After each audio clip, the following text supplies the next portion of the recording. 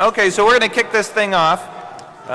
We've got really a lot of things to talk about, but we've tried to organize it in a very smooth and logical fashion, believe it or not. Okay, so this is the 20th year. How many people believes that? Yeah. So I'm just curious, by show of hands, how many people was this your first DEF CON? So we've scared away everybody else. How many people have been here for more than 10 DEF CONs? Wow, right on. And how many people here are younger than DEF CON? Couple people. How many people were conceived at DEF CON? Yeah. Somebody's conceiving right now. So, if you hadn't caught on, none of this would have been possible without help from all of our volunteers. We have over 300 volunteers, and that's just the people that directly operate during the con. And that's not counting all the hundreds of people that put on the contests. And so, if you haven't caught on, what I try to do is take 10,000 people, but make the convention a little bit more intimate. And the way we do that is we try to take you and force you to participate in contests and events. And next thing you know, you're sitting next to someone at the Lockpick Village, and now you're having a conversation. And Lost will talk about it, but the timing of the mating on the badges was designed to just allow you to have a start of a conversation. So you'd be forced to start to talk to people. Isn't that icky? No, that's really cool. So how many people actually met new friends through the badges this year? Yeah. That was really a cool bit of social engineering. So what I want to do is we want to hand it over to Zach Franken, who's been the head of operations for, I don't know, 17? Closer to 18 years.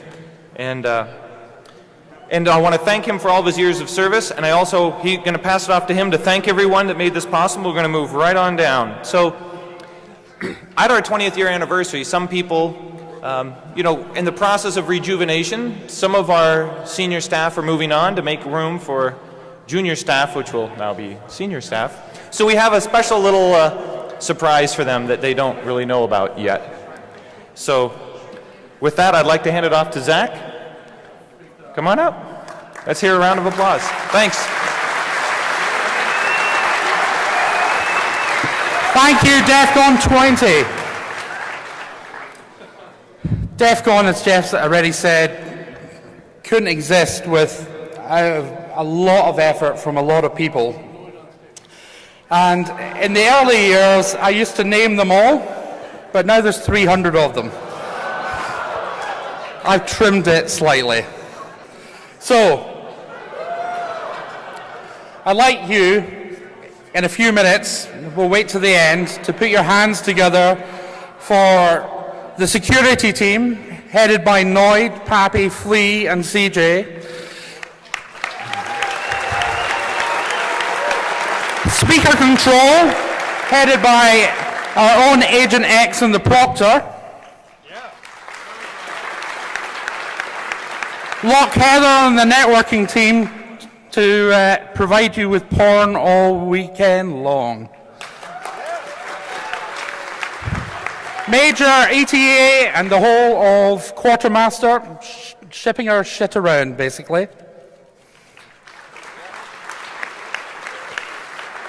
Dispatch for coordinating everything and providing things like Lost and Found and all these kind of classic little kind of miscellanea. It's like, I've lost my kid. My kid's run away. We haven't had a runaway in a few years, which kind of makes it not feel like DEFCON. We used to get a runaway every year. Shell and the hotel and the production team. Ed from Info Booth. Come on.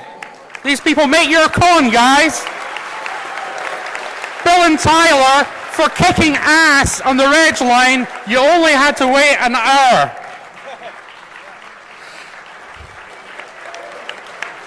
Sunshine for swag, Romer and the vendor team, pyro and contests.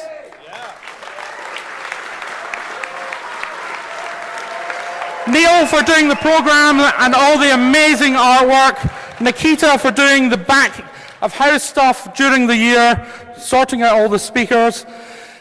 Woz and Priest, who should be very large and wandering around somewhere. You can't miss him. He's like a house. Russ and the documentary crew, our man here. Great Scott and all the talent for creating an amazing set of sounds for DEFCON 20.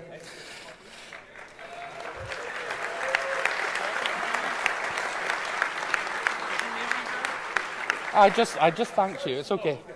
They were clapping you. No, that's okay. And finally, the Rio. The Rio have been freaking awesome to us. It's a great hotel. It's a nice hotel. You haven't destroyed it. It didn't catch fire. Well, no, it didn't catch it. There was a small fire. The hotel didn't catch fire. For that, I'm truly grateful.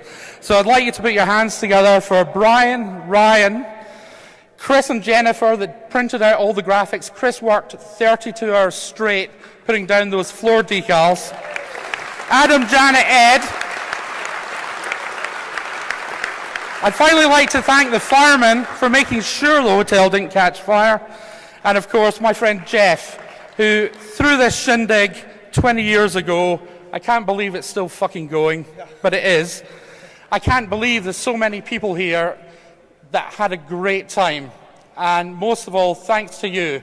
It's you guys that make DEFCON. Thank you so much.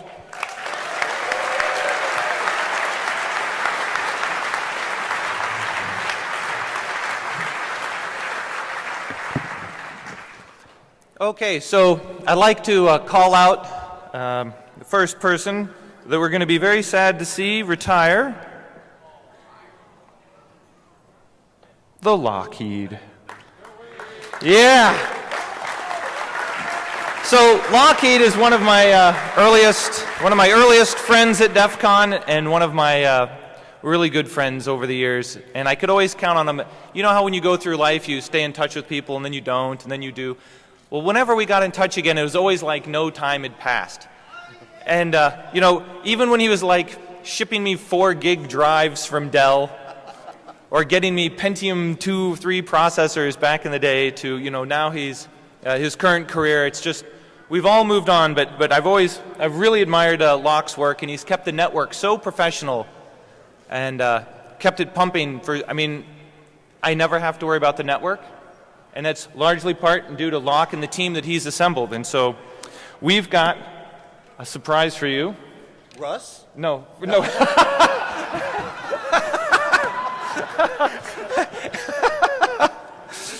We've got a surprise for you in there. Yeah, what do we got in there? No, yeah, turn it away from your face. So, not knowing when you're going to go, you're going to get an insulated lunch pail. You get a black badge.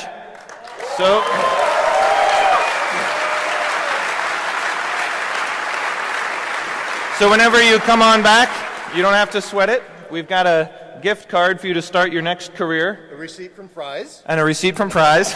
We'll be billing you later. Crap. We've got a whole ton of... We took some of our hacker skills and... Yeah. 1, 2... No. Of course I have it. Yeah, and then we've got hidden behind you a special custom-made leather jacket for you. Dun, dun, dun.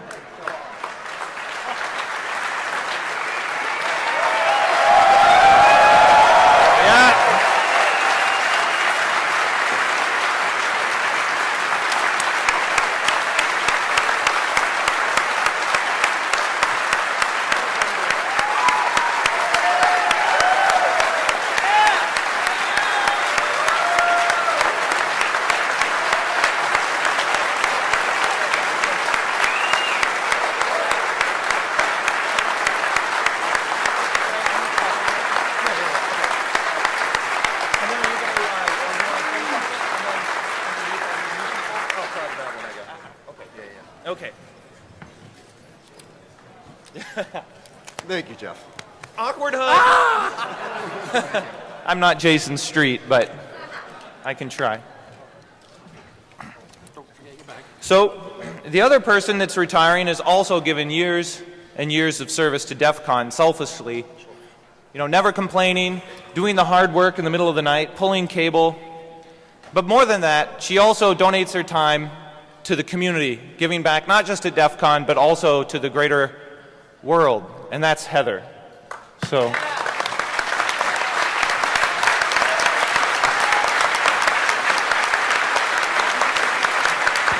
Now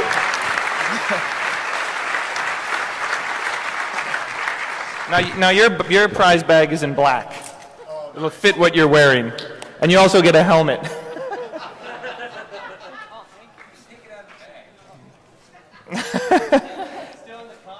It's still in the condom. Yep. So anytime you want to visit.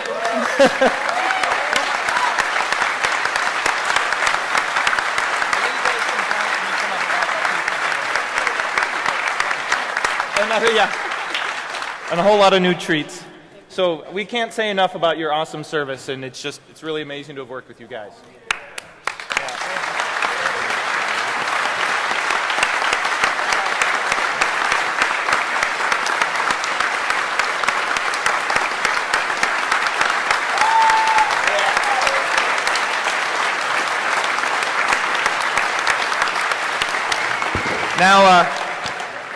Now Locke's not off the hook yet because it's time for him to talk about what happened on the network. Yep. Oh wait, we forgot to give her. Yeah, Heather, you're. You got to wear them now.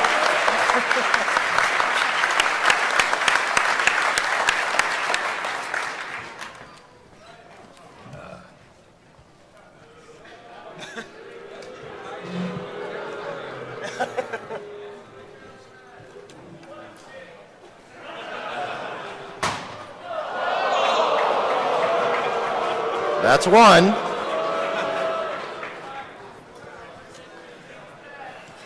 So, for those who've been here before, you know I'm famous for my PowerPoint slides at closing. So, you know, as my last official year up here, I couldn't disappoint the rest of you. Oh, I come with accessories this year. So, as you know, DEFCON has been canceled. And apparently the Rio got in on it too this year, if you saw any of the signs on Wednesday.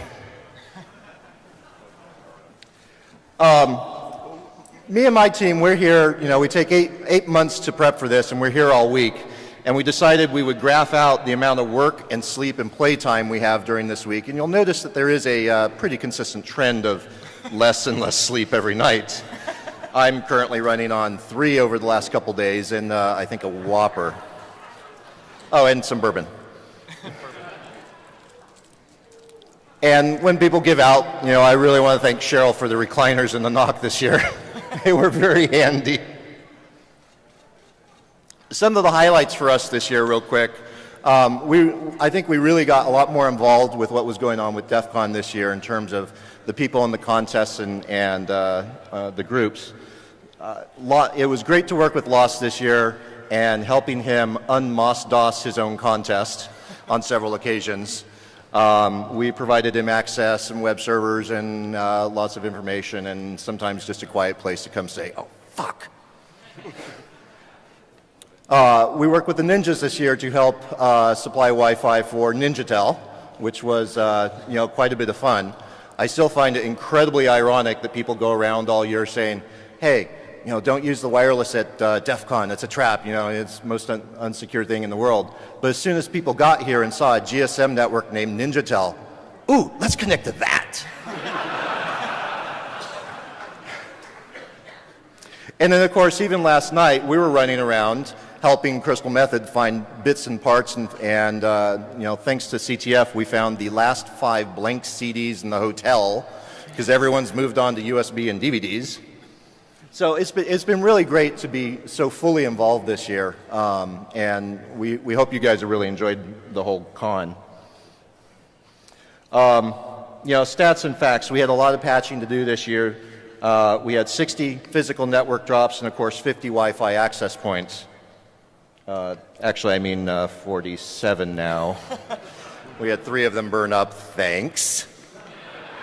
Just from overuse? Just from overuse. Wow. We saw a major shift in usage between the open network and the secure Wi-Fi network this year.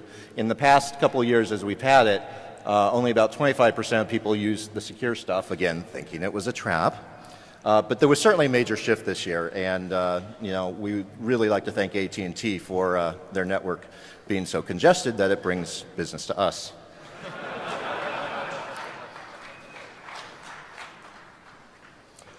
On the Wi-Fi, again, you see the number of associations.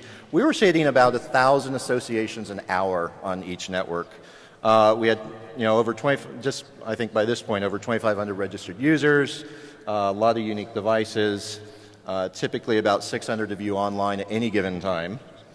And I'll leave the IDS stats for you, but you know, people are always fucking around on the network.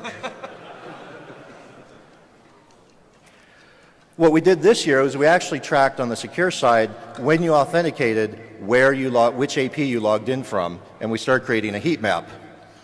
Jeff's been asking for this for years. So we found, of course, you know, the busiest places are where you're walking around and drinking beer. You like that? And then, of course, the talking areas as well. So we did a lot of bandwidth. We had 100 megs this year. Really peaked it out on Friday. Looks like you guys lost momentum on Saturday and Sunday. But we also tracked all the internal network traffic, and we were hitting today, Jeff, 400 megabits of internal traffic throughout the entire network. Wow. 57 to the internet, most of it to Jeff's file server, and then people fucking around on wireless. A lot of VLANs, a lot of leases. You know, more people were using Wi-Fi this year. Thank you. And the big display. Last year we did about 500 megs of traffic to the internet. You guys capped a terabyte this year. Well done. So a quick little thing, an homage I did for Jeff this year, for those who have been around forever. We had our main web server this year named Tessier Ashpool, which, as all the educated, civilized people knows, comes from Neuromancer. The Tessier Ashpool family was hosted on the Freeside Orbital Station. Back in the day, if you were around in the early DEFCON 1, 2, and 3 years, there was an ISP in Texas called Freeside Communications, which is where DEFCON hosted all of its files before the web came around. So this was our little homage to coming full circle and maintaining the true hacker culture that's often based in Neuromancer. And finally, you know, the whole staff, we revved up this year to really make sure we have boots on the ground. We finally got DCTV working. Woo!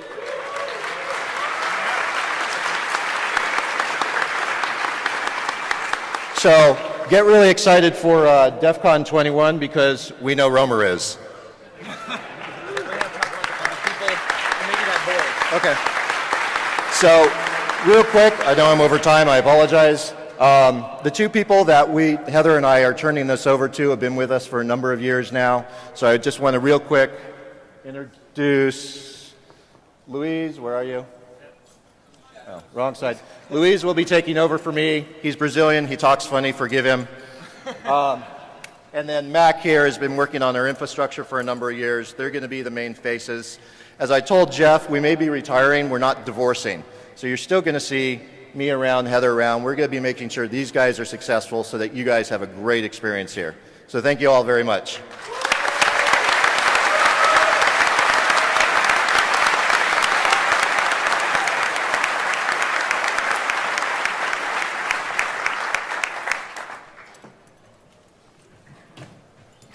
And that, by the way, was the temperature gauge to tell you how much in and how much out bandwidth was currently being used.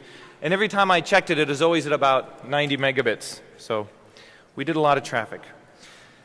Next up, we're going to have Jason Scott talk a little bit about the people in the orange vests and what we're trying to do with this documentary. You might have noticed them. Hello, everyone. Documentary crew, assemble for a moment. Leave your thing running. Come on, very quickly, guys, very quickly. Hi, everyone. I was contacted in February about, hey, would you like to make a documentary about DEFCON? A group of people who traditionally have shunned, hated, and abused photographers, press, and any sort of reading. I think Jeff got smart and realized a couple years ago that what he was making was not just a con, but making history, and that this has become a vital part of people's lives. And I'm very, very, very complimented to feel that they thought I was the one they could trust. As a result, we've had all of my crew members, come on up, guys. We had three teams of 2 people, plus me, plus the producer, Rachel, walking around. We also had a few key people we gave little cameras to. So a little bit of magic has been captured that way. I saw something you don't want to see. I'm putting it in anyway, don't worry. But my previous movies, one was about the magic of computer bulletin board systems, and the previous one was called GitLamp. It was about the world of text adventures. Text adventures are an interesting subject to film in high definition, but what the heck? That was 72 interviews filmed over 3 years. We have done 150 hours of footage in 4 days. So we're going to have a lot of DEFCON captured. Will we ever get it all? No. But my hope is that somebody will be able to take this and show it to someone who has always wondered what they do out in Las Vegas and either go, oh, now I get it, or go, oh, now I get it. I apologize to the second group. But I think what I learned most of all, traveling like I did for thousands of miles to interview 45 people before this con started, and what I learned here is that, originally I thought this was just a lattice work of interrelated groups, but it is in fact a burlap sack full of ball bearings smashing into each other, all with their own goals. But every single one stood up and said, I believe in DEFCON, I believe in Jeff's dream, and I believe in our people. Without them, we are nothing. Without even any collusion, that was the general group. I'm proud of my community, I'm proud of my friends, and I'm proud that my name is a part of this. And I think the documentary is going to show that too. So please, thanks everyone, and all right. I wasn't going to say, okay. Jeff's giving it to you for free.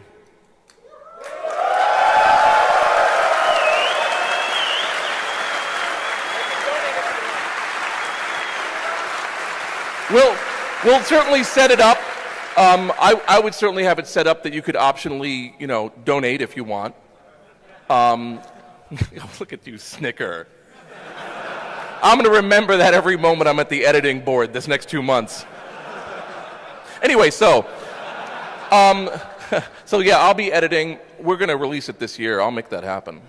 So thanks a lot, and thanks for... the amount of people who got really angry at us for doing this was amazingly small. But again, this is a 180 on the policies on letting people film in here. And so everyone who saw me go by in the Segway, everybody who saw the orange-vested people walk in, everybody who looked at us and said, oh yeah, and smiled instead of giving us the finger, thanks.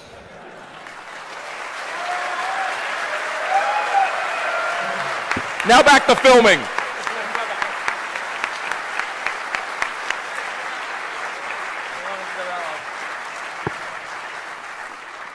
So that'll be my Christmas present to everyone. Yeah.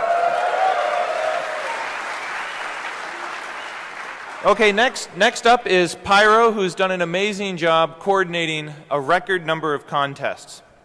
Pyro? How is everybody? Did you guys have a good DEFCON? Yeah. I want to start off first by saying that it was insane. You guys really stepped up. Last year I challenged you that if you had good ideas and good concepts for new contests to respond to the RFI, you did. This year we tracked 56 individual official contests and events. That is a huge record break. I want to thank all of you that did come in and play the contest. Who played contest? Raise your hands. Yeah, excellent, guys. So first off, I want to thank our contest goons.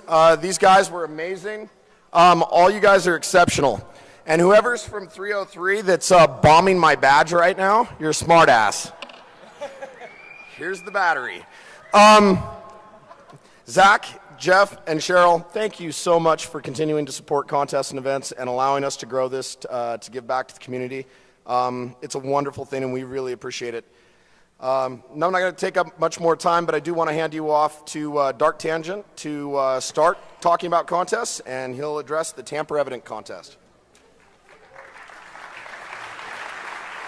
Thank you. So for this year, for the tamper-evident contest, it's the third year, and I'm going to change it for next year. So the idea was I'd wanted to do this contest for years, and I finally did it. And I went out and I bought every product I could find that said tamper-resistant or tamper-proof because I just didn't believe it. And now, 3 years later, we've got tamper-evident type contests running all over the world. There's lots of really good in-season teams. There's a lot more knowledge in the community. So I'm not going to keep doing that. It's alive now, and it's living on its own. So I think what I'm going to do next year is I'm going to take the contest, shorten it to just a day, and I'm going to turn it into a tamper-evident like workshop, like a village.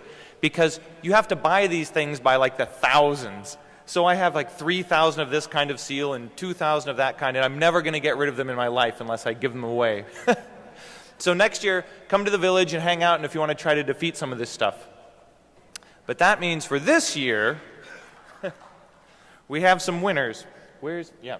And I didn't have time to judge it all because I'm running around. So, Stitz was stepped in to fill the void and did all the judging. So he has the results for this year. We're going to do a badge because it's last year's Okay. Motherfucking Professionals. Yeah. Okay, so I've got one really great announcement. The overall winner was Motherfucking Professionals, and this year they're getting an Uber. So if we could have them come up, let them get their just desserts. Datagram, Scorch.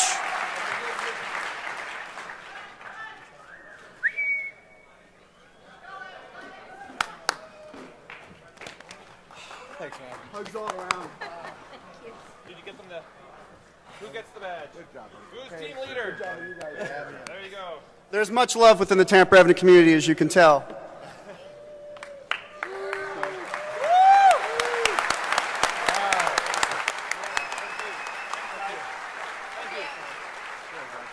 Good job, guys. So the other one I want to give a shout out to is the MacGyver winner, and that was Void of Void. If they're here, if they could just stand up. No, I think they had to head out early. So the tier 1 and second tier winners were Motherfucking Professionals. They're that amazing. They just win everything. The second tier was, again, Swift for second and third. Or excuse me, for first and second tier. And for tier 1, there was a tie between, it was like that when we found it, and Void of Void. And then I need to give a shout out to No Clue Whatsoever. They actually blew the fuses out in their hotel room trying to win this contest. So. And also a big shout out to Network Jesus. Really thanks with the booth, and have a great time. See you guys next year. Thank you. All right, next up we have Deviant Olam with his brand new contest, the Black Bag. Woo!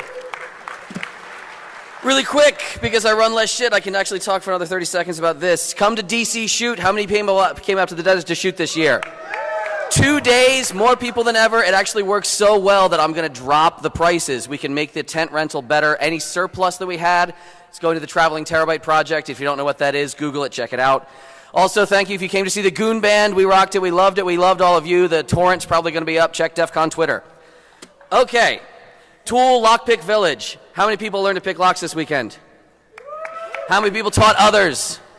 Big, big thanks for letting us to come always. We love doing this. Bobak, Steve, Dr. Transcorch, Char, Doug, Digor, Keith, Calypso, everyone from Tool, LI, from the Goons to the hotel, on down the board who lets us show up with all this shit. We really have a good time. It's such a hoot. All the mini games. You can win awesome shit just in the village. But the big game that replaced Gringo Warrior was Black Bag. Instead of being an escape game, which was always kind of a hokey joke, we wanted to make it pen testy. You could break into an office, exfiltrate data. You're doing electronic, physical, everything else.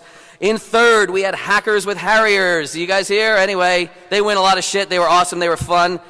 In second, No Clue Whatsoever. Really good showing. Would have fucking won if any one of them had gotten a mohawk. You get 10% point bonus if you do. And the top team, really? Top team, the German Intruders. Are you here?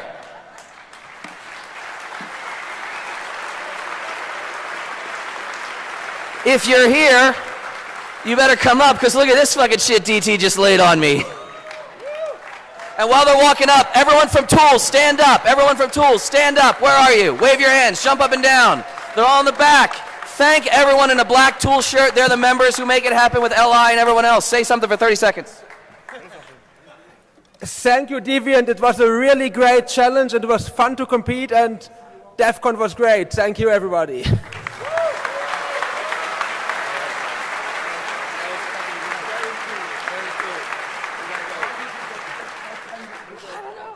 All right, next up is Crack Me If You Can. Hi, I'm Hank, and this is Joe. We ran Crack Me If You Can. This is our third year running it. If you know Minga, he couldn't be here because his wife had a baby last week. We'll excuse him, but he'll be back next year. We had we published 120,000 password hashes, different types, 37 encrypted files, different types, and people tried to crack as many as they could, waited for difficulty, and in third place, our first place winner from last year, Team Inside Pro. In second place, John Users, the John the Ripper user base, and the winner, Team Hashcat. Are there any Hashcat people in the house? Okay, maybe not. My favorite part of the contest actually comes next. We're going to get write-ups from the teams about what they did, what resources they had, how they figured things out, what tools they wrote, if any. We're going to publish those on the website, contest.corelogic.com, or you can go to our Twitter feed, Crack Me If You Can, and you'll get there from there. Thank you.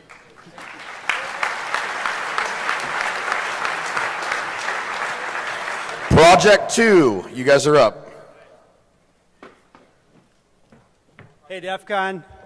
Did you know there's a roller derby convention that happens at the same time as DEFCON? I think we need to have a little bit more interaction with these guys, don't you? All right, so we've got the RollerCon Mountain Cats here to present the award for Project 2, which is a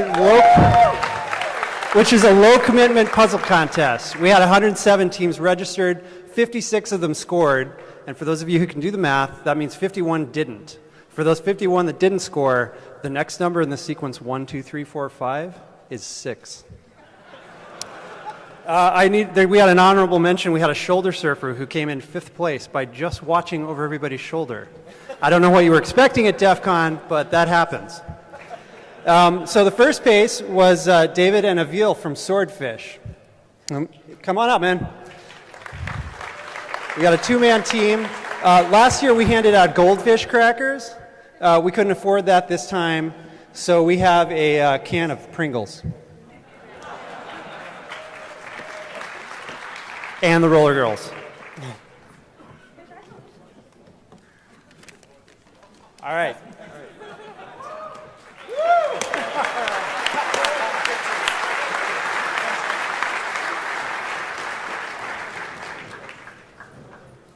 Briefly, there's a guy in the audience that's lost a laptop, and we have it. So if you're looking for it, it'll be up here in the corner.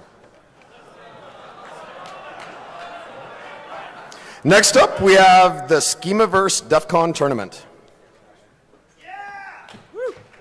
Hello everyone, so the Schemaverse is a space-based game, but it's written completely so you play with SQL.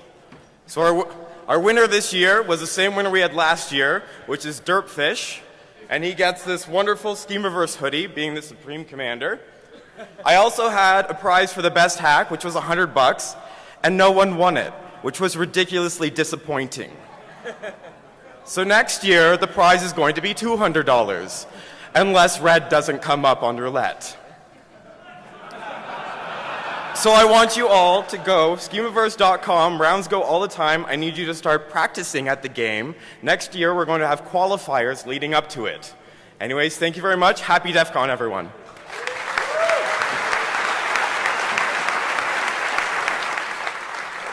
Hack Fortress.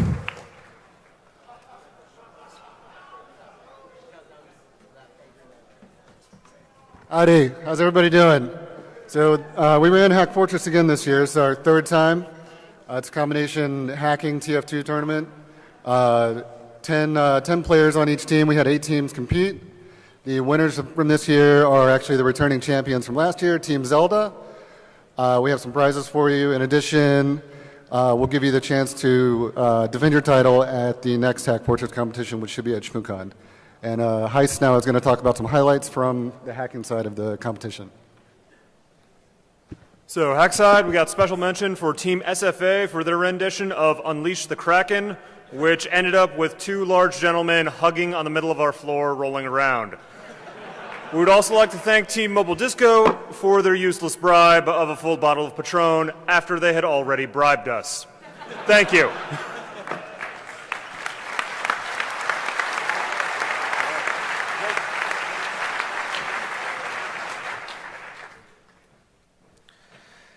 Oh, yeah, this is one of my favorites. Scavenger hunt. I'd also like to mention for DEFCON 20, these guys have been around forever and a day. And this year was the first year they've qualified as a black badge contest. So when you see all these people run around doing crazy things, there's a lot of purpose behind that. Oh, sorry, re-qualified. Sorry, I'm wrong. They say that to all the girls. Hey guys, this is our 15th year for the scavenger hunt here. As my research has done, this is the second longest running, tied with CTF, contest there is. The clock is cute. I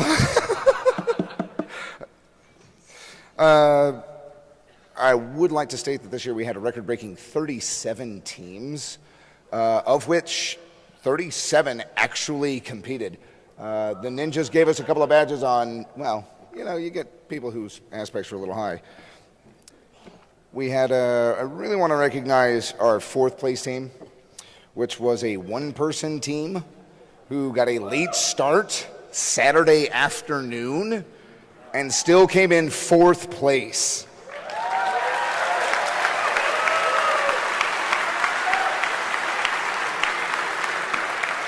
You know what? Go ahead and stand up.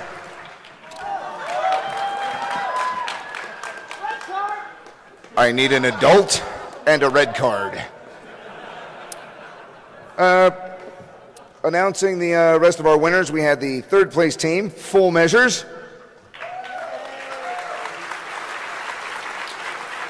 Second place team, One Lung. I don't know. And the 1st place team, who will be receiving a black badge, and who's still waiting to find out who they are.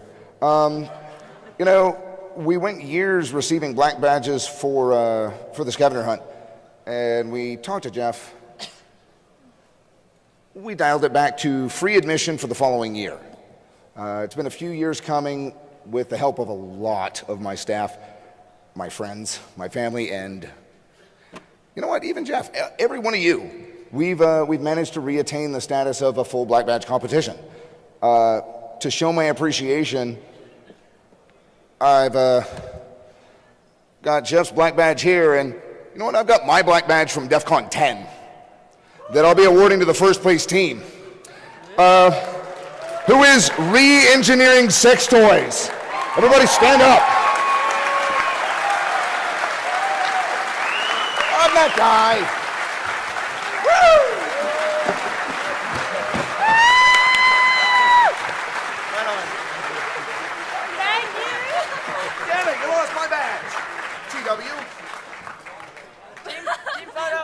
We'll find that badge. It's fine. It's fine. He's good for it. Guys, here's a badge from Jeff, and here's a badge from me. I've busted my ass either playing or running or helping or doing anything with this game for 14 years of my life now. And with that, I'm out. I'm done. We're going to go ahead and retire it this year. I'll help. I'll observe. You know what? Next year, I got a plan. I'm just going to drink. DEFCON, thank you very much.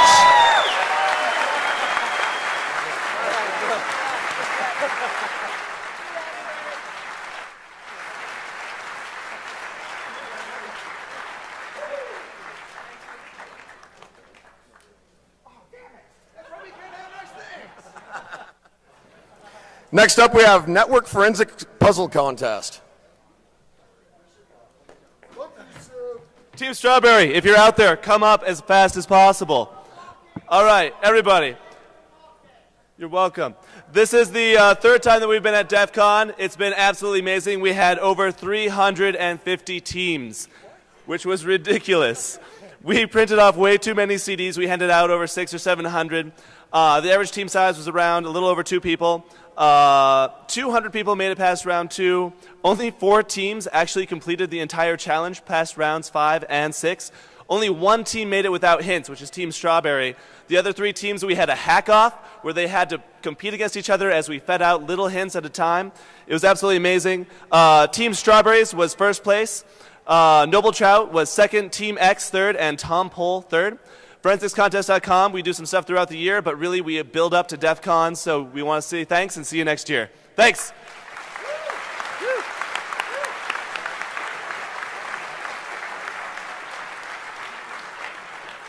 Next up, we have Freaking in the 20th. What's that? No, Freaking. Yeah, Freaking in the 20th. Are you gentlemen here? Okay, they're not here, so we're going to go ahead and pass. They had a really cool contest and had hundreds and hundreds of people play. I'm sure some of you were those. But next we'll move to Bro CTF.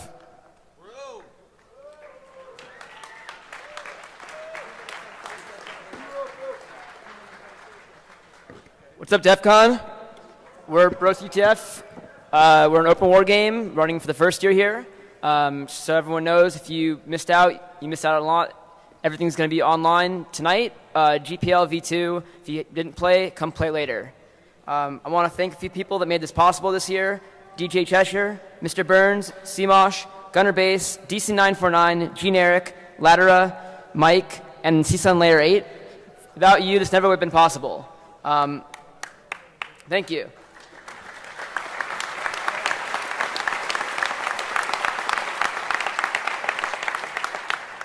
In third place, we have Ponies with 900 points.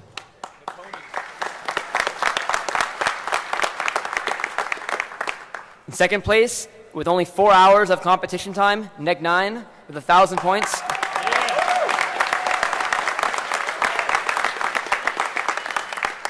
And our first place team with 1,300 points, with every player except for one being their first DEF CON and their first CTF team versions.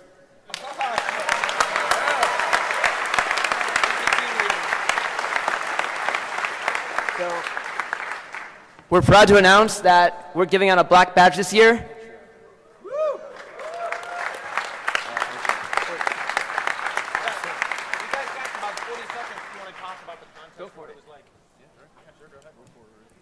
Bro CTF was pretty brotastic.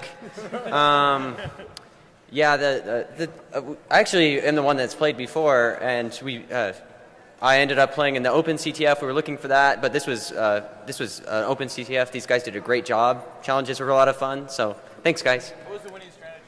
Winning strategy? Strategy? Just attack the other people? Or? Yeah.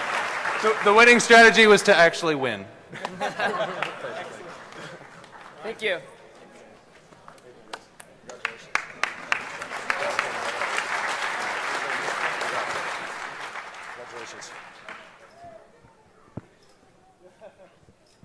I think our tape on the microphone's coming undone there. There we go. Okay. Excellent. Next up, one of the longtime favorites of everyone here, Wall of Sheep.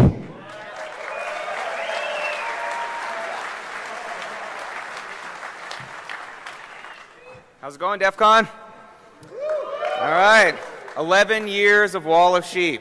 Can you believe that? Long time. So this year we wanted to really step it up, kind of change the way that we did things and make the whole thing a new version of the Wall of Sheep. So we got a few sponsors to pull things together, and we wanted to thank those guys, especially Solera, to be able to get the money to do so much more than we ever did before. So this year we were able to shepherd a new chapter. We had DJs. So if you see, we have the Wall of Sheep DJ shirt. This is Precocious. You're one of our lead DJs. We had music going the whole time. We had workshops going. We had tons and tons and tons of things going at the wall this year. And that took thousands of pounds of gear from across the U.S. to get here and all sorts of things. And it's, but we want to thank everybody for getting that together. We also did the wireless sheep hunt this year, which was pretty awesome. We had wireless base stations roaming around the con that you had to chase down and bring back for the game, and that was pretty fun. And Damien ran that. We got to thank Damien for that. Thanks, Scooter. A guy named Scooter won. So anyone sees him, congratulations. Yeah, we also were honored to be able to run Capture the Packet and the Wall of Lambs at DEFCON Kids, where we were able to spend some time with your children and our children and teach them how to sniff packets on the wire. Yeah. So we put the next generation, baby. You know it. We had a 6-year-old girl capturing packets and just owning Wireshark. It was awesome. Yeah.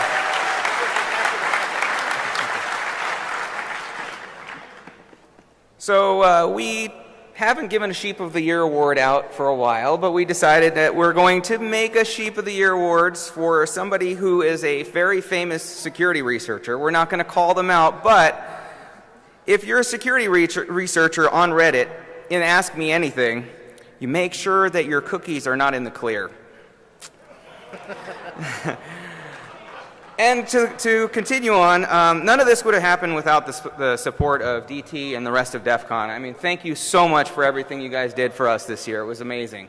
The network was awesome. It worked. The contest area, they just anything that blipped, they were right on it. It was awesome. And we want to thank the entire Wall of Sheep team. I mean, they humped. One of our guys had 40,000 steps or something in a day, going back and forth all over the place. We had pedometers on. It was insane. All right, let's see. And the next thing that we're doing, we have right here the large sheep. We had a thing for Brad the nurse. And we had everybody come up and drop some money up. Yeah. So we were able to give $360.81 back to someone from our own community that's really special to us. But when I think about that, I kind of go, really? There's a couple thousand more people than 300. So if everybody put $1 in the coin, we'd have $10,000, not 300. So we don't all look like kind of cheap asses. Maybe we should put some more coins in that before the end of the con. At the end, you find one of us and drop a coin or two in there for him because he could really use our help. And that's all for the Wall of Sheep. Thank you all. Yep. Go ahead. So let us put our new faces on for our other event. Yeah, there we go. Yeah, so we also run another event here at DEF CON called Capture the Packet. It's a live network scavenger hunt where you are on a network with massive amounts of traffic and you're looking for clues within packets. You have to be really good at looking at network traffic. So just to give you an idea of some of the stuff that we had going on, we invented 3 new steganography techniques just for this event. And actually one of the teams did get my Morse code over ICMP. Yeah, baby. So Capture the Packet would like to thank DT and DEF CON for hosting and making Capture the Packet in its 3rd year a black badge event. We had over 200 contestants compete, but in the end only one team could walk away being Capture the Packet winners, and that's Team Strawberries. If you're out there, come up here. I also wanted to thank our sponsors, RSA, for donating 2 MacBook Pros to the winning team. Yeah. And thank you, DEF CON and DT, for making this a black badge event and awarding a black badge. Yeah. These guys earned it. They're freaking ninjas. Yes. I don't know if you saw, they won the last contest as well. Yeah. So next year, we're planning on bringing our best game to this challenge, and we're looking forward for you guys to come up and play. Yeah, one of the comments that we got was, wow, this year's entry round is like twice as hard as last year's final round from some of the guys that played, and they didn't make it to the finals. We really stepped it up for Black Badge, and scoring was a little lower. So bring on your A game next year, buddy.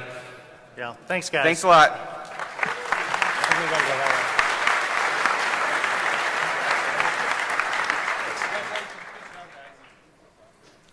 Next up, we have Crash and Compile.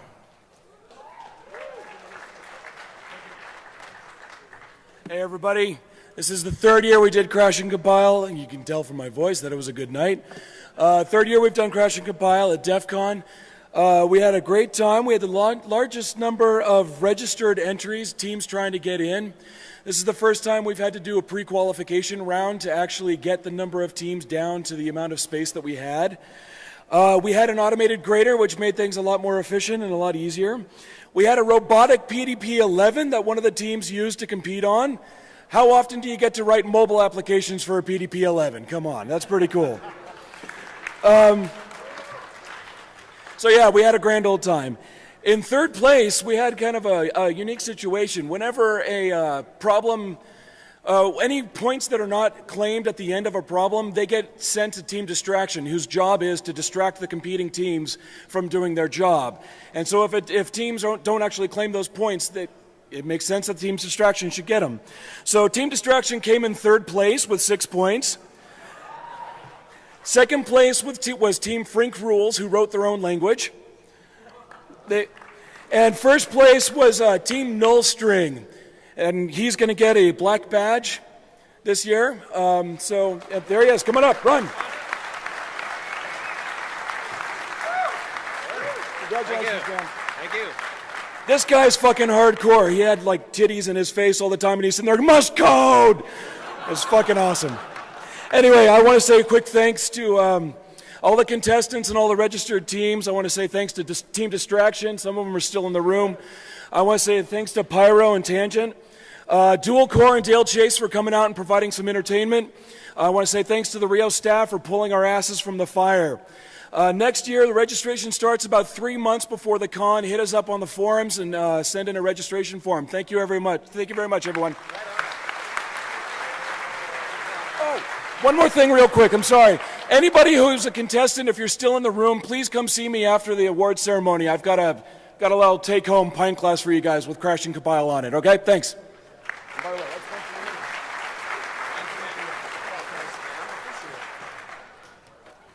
All right, next we have 25,000 cent Hacker Pyramid. Hey everyone, Jamie decided he had to go home for some reason, so I'm covering for him. This is the 4th year of Hacker Pyramid. Due to the discontinuation of the Canadian penny, next year we'll have to have something new other than pennies, but this year someone got 10,000 pennies and another $100 and so in Canadian cash, because it turns out that 25,000 pennies weighs about $140, and we didn't really want to make any, sorry, 140 pounds, and we didn't want to make anyone carry that home. But we had 11 teams. Dan Kaminsky, a 3-year champion, returned. Sadly, he did fail out in the first round, and it happens. We did get Cory Doctorow to be our special guest for the first night, and sadly, he couldn't stay, so Space Rogue made a special appearance and took his slot. Most importantly, who came to the fail panel earlier that day? A bunch of people? During part of the fail panel, we actually raised a whole lot of money for the EFF and cancer research, and Pyramid was so inspired that they asked folks to donate more money to cancer research and raised $1,436 to fuck cancer. There we go. Yeah, baby. In 40 minutes. Yeah, we're going to do a special thank you, actually first, a special thank you to the Ninjas and to the Liquid Matrix folks for donating great prizes, and a special congratulations to the first place team, which was Zaz and Aaron, who just whooped everyone else's asses. Thank you very much.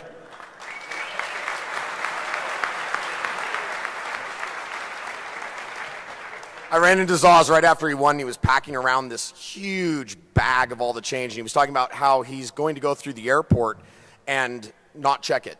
Like, he's just going to carry it onto the plane because they can't separate you from your money, even though that's like 50 pounds of metal or something like that. Thought that was pretty brilliant. Next up, we have Social Engineering CTF and also the Kids CTF.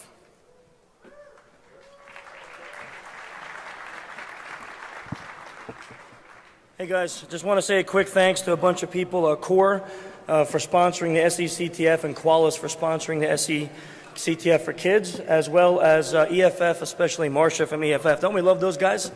They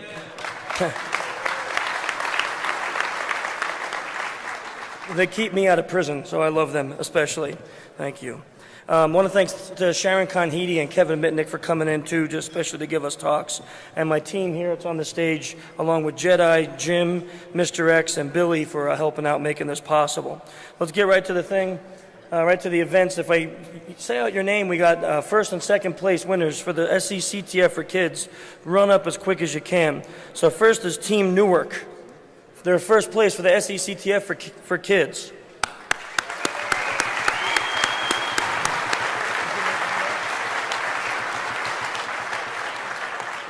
We got him a cool helicopter with a spy cam on it, so that should be pretty neat, huh?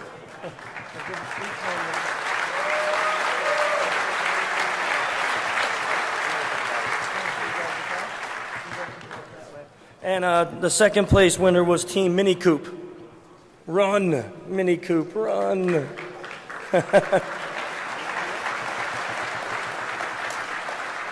How you gonna call? Okay, well, they're coming up. I'm going to call out the SECTF this year was a major success. We had 10 women join us in that competition, which if you sat in at that at all ever in the past, you know that we barely can get one woman to even show up. So 10, I just want to shout out to the ladies. That was awesome. Thank you, guys. Gals, sorry, thank you.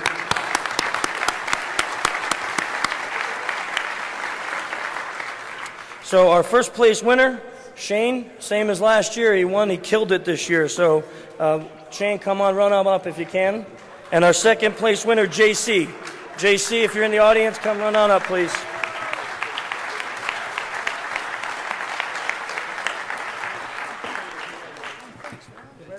Long time no see. Awesome work. Thanks, man. Awesome work, bro. JC.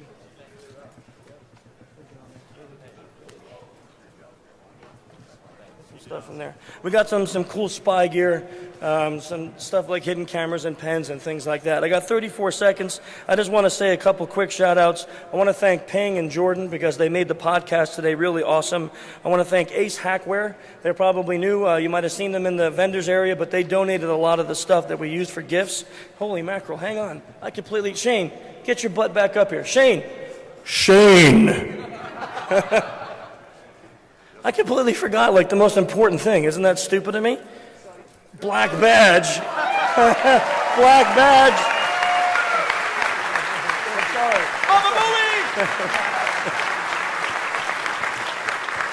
In reality, I was thinking he already has one from last year. He doesn't need two, so I'll keep it for myself. But that didn't work that way.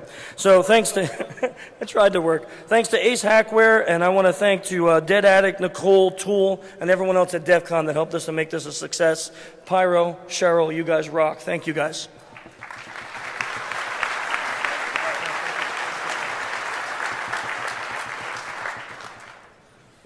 All right, well, we had the second annual DEFCON Kids this year. Actually, I really consider all of you in this room kids, but we're talking about age 8 to 16 here. And there was over 100 kids there, as well as their parents, so at least 200 attendees total. This year we had 4 tracks with over a dozen classroom sessions and dozens of workstations as well. We kind of pulled the same thing off in the vendor area that we did in the kids area, which is we put the EFF right next to the NSA.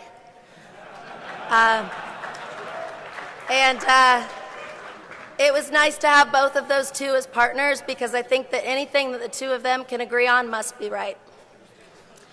So we had 4 major contests that I'd like to ask the first, second, and third place winners to come on up here right now as I'm announcing it. Come on up to stage. The first contest this year, the DoD hosted the first annual crime scene investigation. So Rio gave us 3 hotel rooms in which we had crime scenes set up in those hotel rooms, and the kids had to come in and solve the crime. And so for the first place, we have I'll start with third place, sorry. Team Muddy, Isabel, took her 14 minutes and 45 seconds to solve the crime scene. Come on up. Second place went to the insert uncreative name here. I guess. So Bella and Asu, come on up too. Second place. Took them 8 minutes and 11 seconds to solve the crime scene. I think that time must be wrong because, I'm not quite sure how it worked because they have a score of 86. But the first place winners took 12 minutes and 20 seconds to finish, but they had a score of 87, so I guess they had another point there. That was actually all of the DEFCON Kids founders were on the winning team for the DoD crime scene competition. So that was Olivia, Allie, and Sci-Fi, as well as Cryptina joined the team too. By the way, I don't see any of the kids. Where are you guys? Get up here.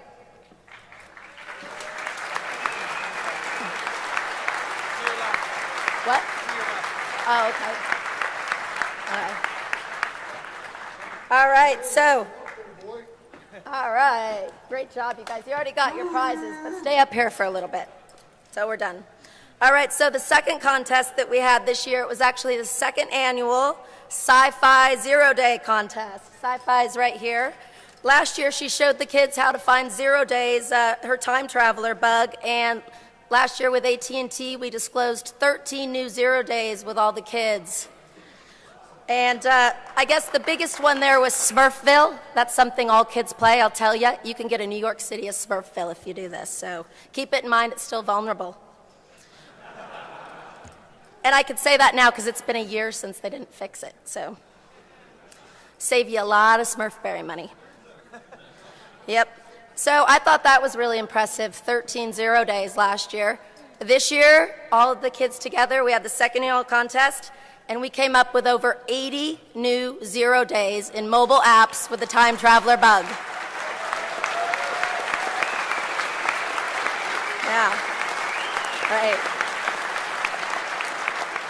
And part of this contest was also letting the kids know what they do when they find a 0 day. So we walked through the responsible disclosure process with them and help them fill out the forms and report it all responsibly. We're working with AT&T to do that because it's really hard to contact all these developers. I think the big difference these days is it's not just Microsoft and Oracle developing anymore. There's developers all over the world, and they're all making this really simple mistake that even kids know how to fix. So hopefully we'll get it fixed. That's the whole point of the contest. So the winners of the contest here in third place was, there was a team of 3. Old Steven, Softwire, and T-Bone discovered 28 new 0 days this weekend.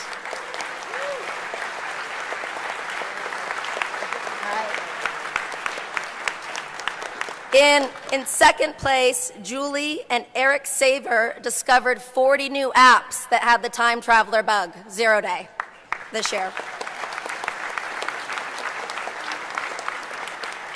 And Cryptina received first place in the sci-fi competition. Just on her own, she discovered 49 new mobile apps that have the time traveler bug.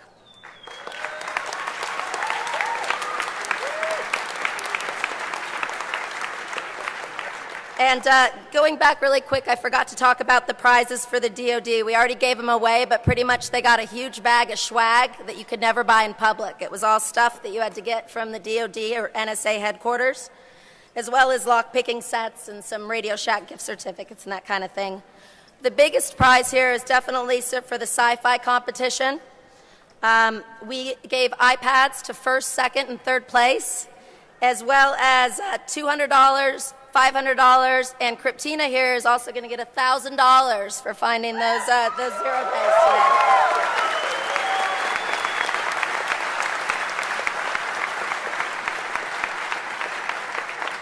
Interestingly enough, as the second place winners here were working on the contest, they happened to find a brand new 0 day. that's a little different. It goes into the clocks. And, okay. And they found a new 0 day, and they're calling it the Twilight Zone bug. And they found at least 5 apps that currently have this. So we'll also disclose those to AT&T. And with that, I just made up a new kind of award that we're giving away right now, which is the MVH, the Most Valuable Hacker, because I think you might have noticed, you heard the name Kryptina quite a bit. She won a contest last year, too. This year, she won 2 contests. She hosted a contest of her own, and she spoke with her dad, Tuck Savant, about a new project that she's doing, Generation Bitcoin, teaching kids about finance and Bitcoin. So, Kryptina, step forward. Here's the rock star, one of the rock stars of the future. All right. Go ahead and move that way, guys.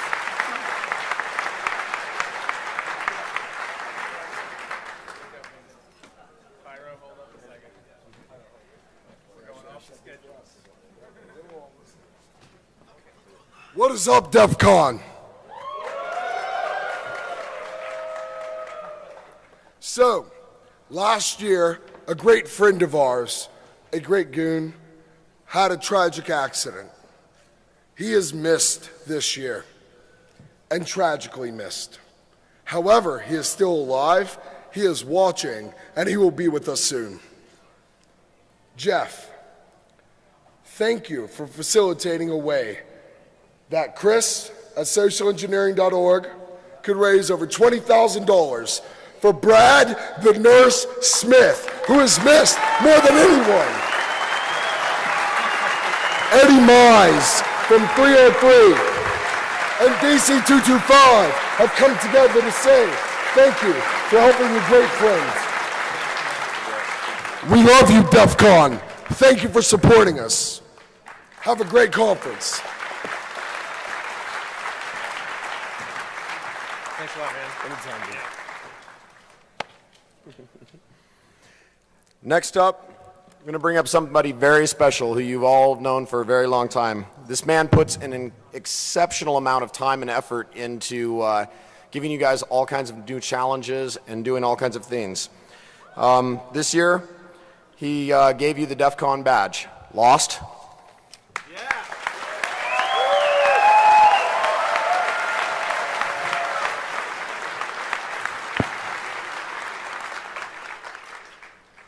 Hi, DEFCON.20.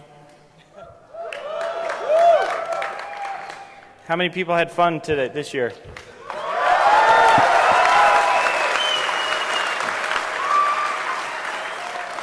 So whenever I do a complex challenge, I always get threatened if I don't at least give some of the secrets away at the closing ceremonies, because everybody wants to know what the hell they've been staring at all these days and the time they've been standing in line. So I'm going to do a really, really quick just overview of some of the stuff that you guys have seen around. The clock eye circle in the front of the conference area that has the Egyptian head and the circle with the gears.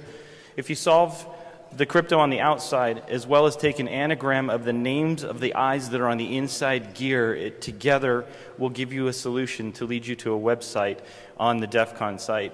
If you took the anagram without solving the outside, there were over 1,000 variants you could get. With the outside, it took it down to 1. So that's the eye that's out there. And you could brute force it as well.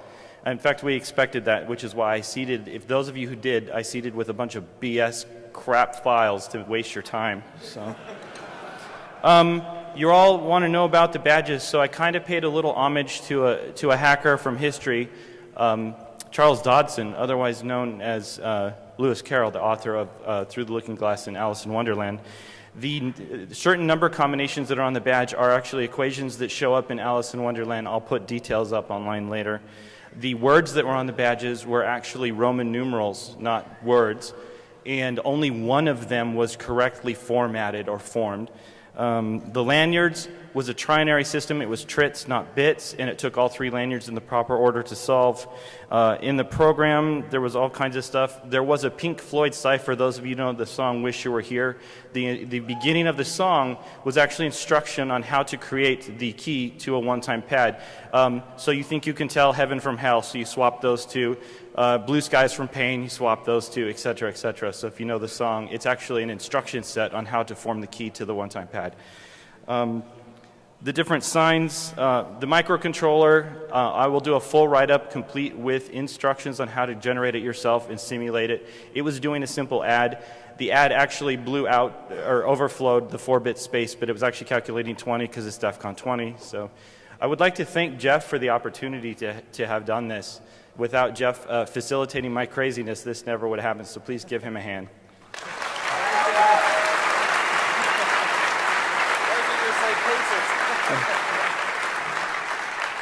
So, and I should have called him up sooner. Actually, I'm missing some of my sheets here.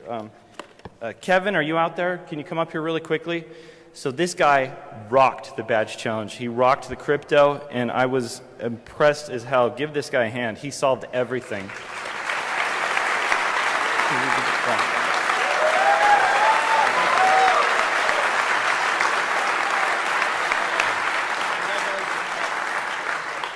So I will be doing full write-ups for stuff as I promised. Everyone always threatens my life if I don't. If you have specific questions or comments, I welcome them. You can also start a discussion on the DEFCON forums about the badges. So one more time, did you enjoy the badge this year? I mean,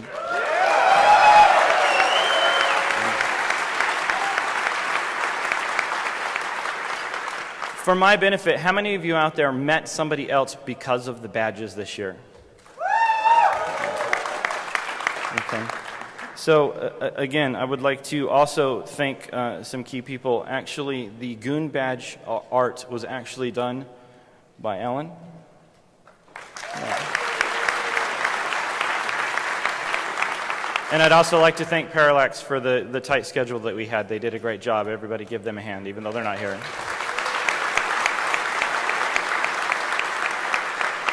So I know you guys will get sick of hearing about me when because I'll be coming back up in a second. So I'll go ahead and sit down.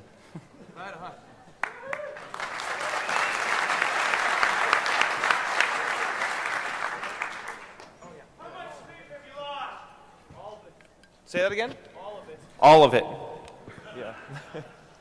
All right, so while we're getting ready for the Capture the Flag guys getting set up, we have a lot of volunteers, and so this is a quick little story of me showing up at the con, and one of my new goons, you know, cards me. He's like, "Where's your badge?"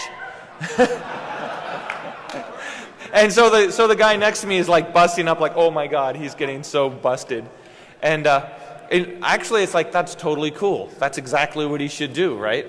So if he doesn't know who I am and I don't have a badge, he should stop me. So actually I'm going to buy that guy a drink. So you don't have to hide. I'm actually going to get you drunk tonight. So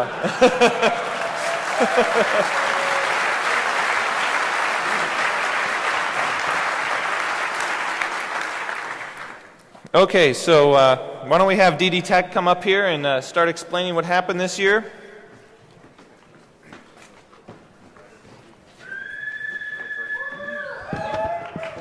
All right, just a couple of quick things, and then I'll pass it to some of these other guys to announce the winners.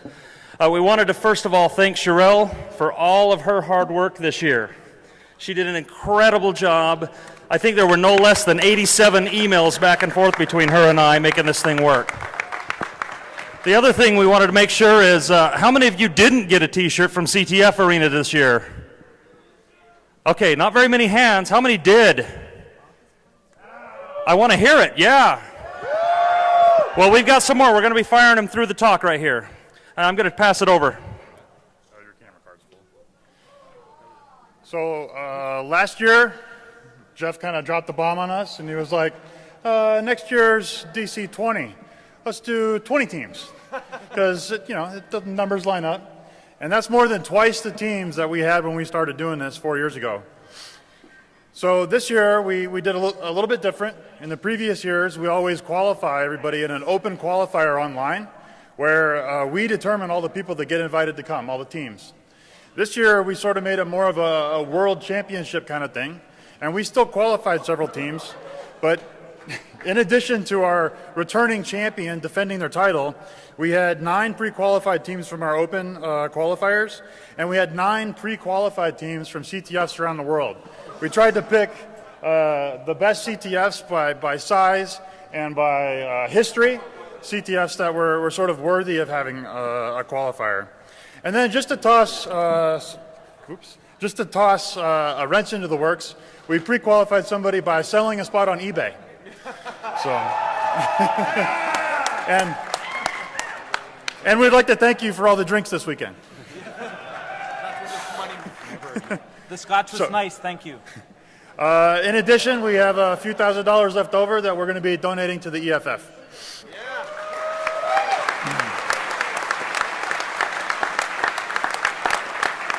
So out of the teams that qualified, mostly out of the other pre-qualified CTFs, we have we have teams from Europe, we have several teams from Russia, from Southeast Asia, and from the US. And I'd like to thank, we had a few sponsors. With this size, we just couldn't stomach the cost of getting all these t-shirts and stuff out to everybody. So I'd like to thank Endgames, OpenMalware.org, Hexrays, and Occupy EIP.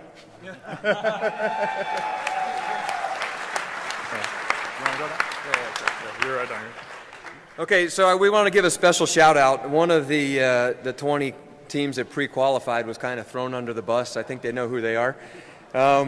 We struck a deal with the organizers of the National Collegiate Cyber Defense Competition that the winner of that competition would get a seat at DEFCON CTF. So it's strictly a defensive competition, and I think their own advisor told them, you're going to get reamed.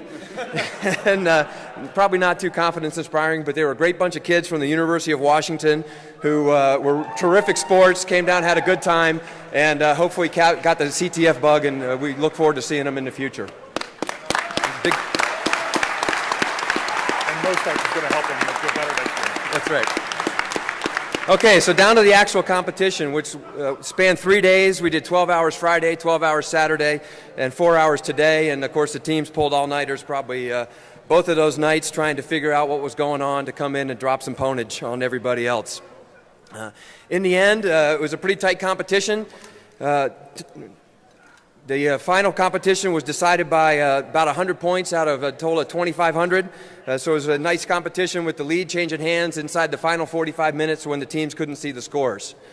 Okay, so every team did a great job. We're going to give a shout out to the top 5 in reverse order here. So down at number 5 was the eBay cash cow, Occupy EIP.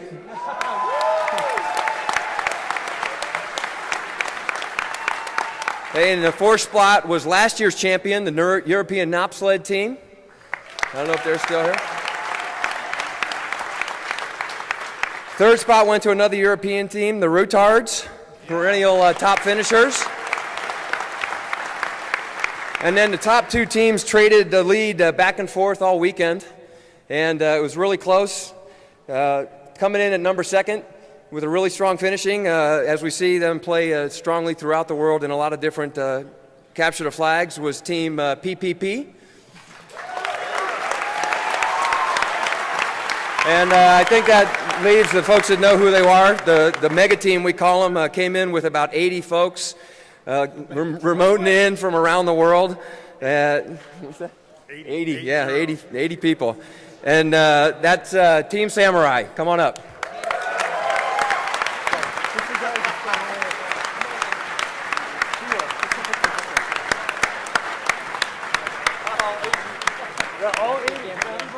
Yeah, only 8 of them get black badges, so they're going to have to duke it out. Move!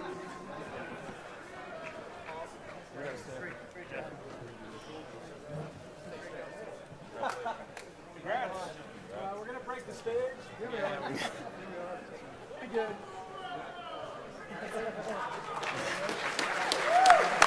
Team Samurai!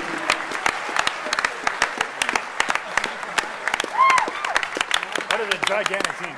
That's a huge team. Team Mega. Mega team. Mega team. Oh, they signed it all. They're going to have to blood press with 8 badges, right? Yeah.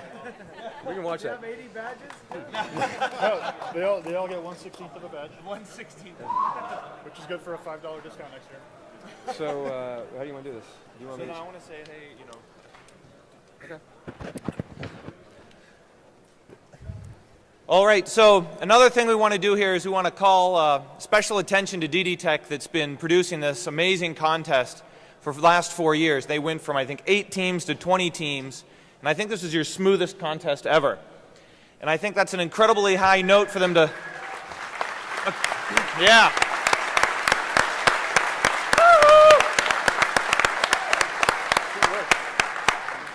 So we want to recognize their incredible achievement.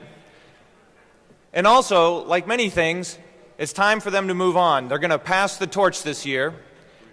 So pass the bits, pass the pass the bottle. So we have 5 black badges for them. We have some special jackets we want to give you guys, and they're going to help with the announcement for the call for papers for the next CTF organizers. So look for that soon. So if you want to torture yourself like they do, we are looking for new organizers. So thank you very much. Let's give them an incredible round of applause.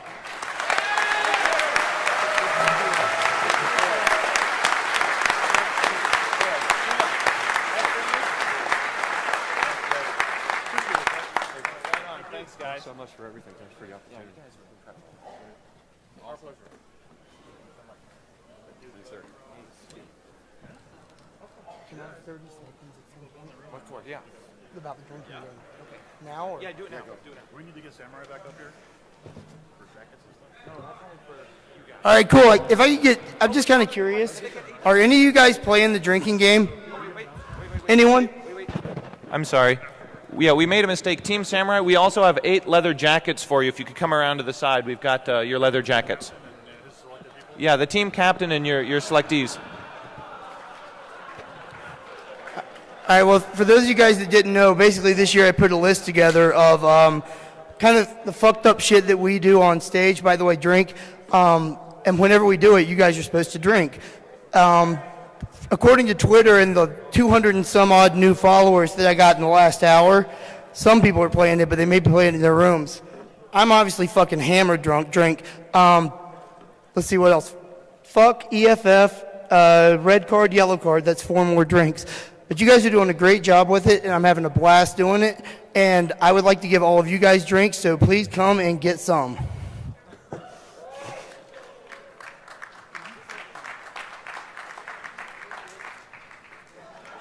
Yeah, you didn't pause for a second there, did you, Dodger? That was awesome. Next up, guys, Hacker Jeopardy.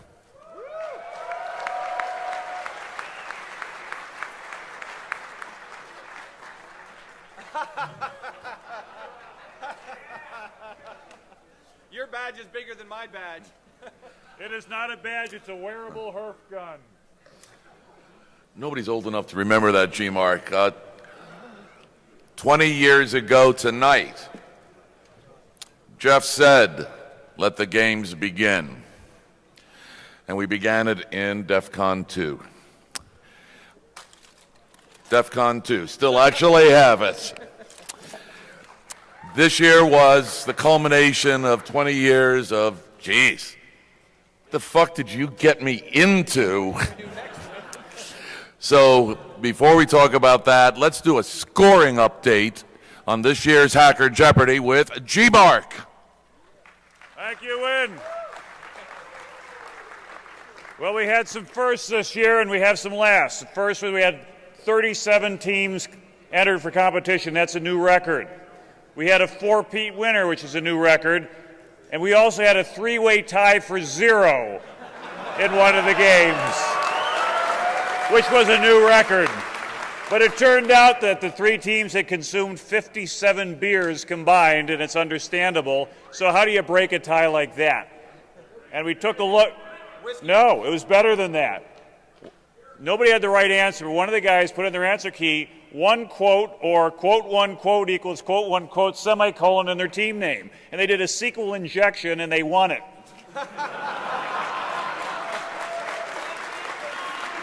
And so Neg 9 made it to the finals. They lost there, but we've patched that, so you can't try that next year. Our 4-time winner, Nice Hat Gray, Pops, EMK, and JP Terror, they're probably taking this so for granted. I think they've already left for home, and we're going to just mail them their black badges. Oh, you are badges. Come on, get up here.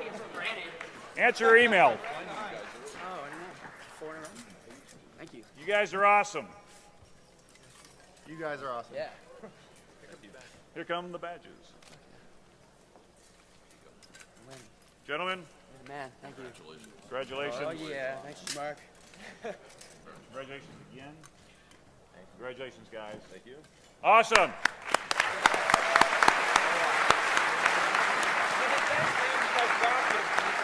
Go that way. Go that way. Go that way. And I mentioned we also had some lasts. And this was going to be a last for Win, but I'm going to turn the show over to none other than Win Schwartow. Come on.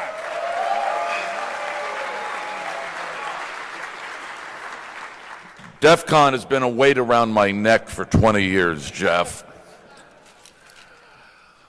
It's a hell of a team. This thing began with me and a cork board and my wife writing on 3x5 cards. And now it's 20 people from Hackajar, Little Jen, Vanna 1, Vanna 2, Vanna 3. We had Bad Kitty, who's now Miss Kitty, come back, and G-Mark, and there's Dave, and all these guys who put it together, a ton of goons. I quit. I'm done. I am done. I am turning over the reins to G-Mark Hardy. He's going to be running Hacker Jeopardy from now on.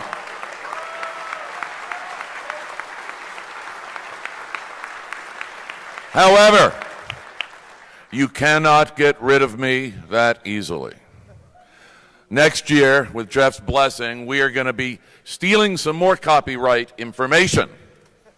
We're going to start Hacker Jeopardy TNG, the next generation, for the kids, and let them know how it's all done. Do it right, and it'll be PG, so we won't be able to fucking curse in front of them.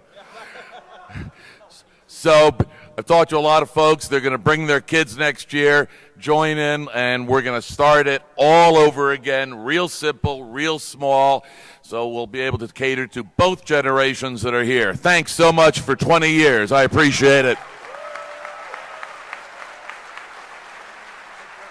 So, Win, because you've helped so many people achieve greatness in drinking and liver damage, we would like to present you with your own black badge. And your own leather jacket.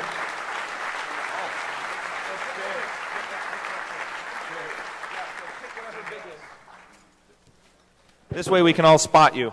Fantastic, and thank you so much for all of your years. And we'll see you next year, man. Yeah.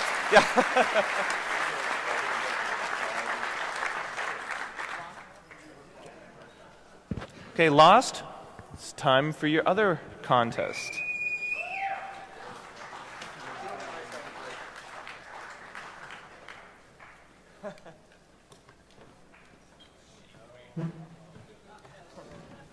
So I'm not going to attack, I promise. So those of you who've been following the Mystery Challenge for the many years I've done that,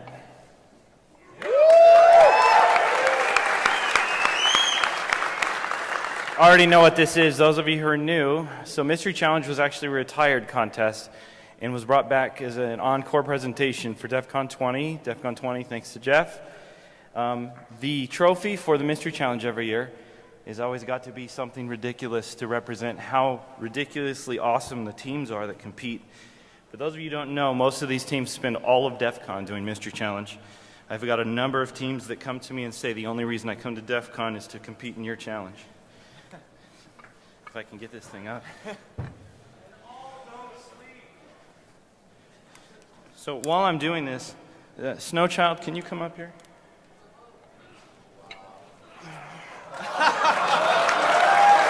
So, this is steel, not aluminum. It's heavy.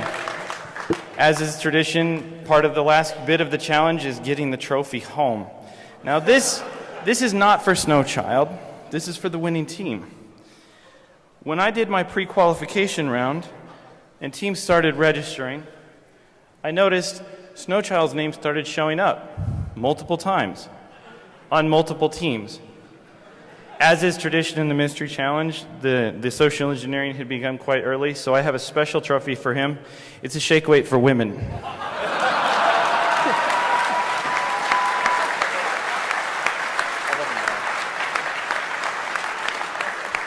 I hate having to give a single team the prize because you guys are all winners. They went through an incredible stuff. They built Tom servos out of crap they stole from around Vegas.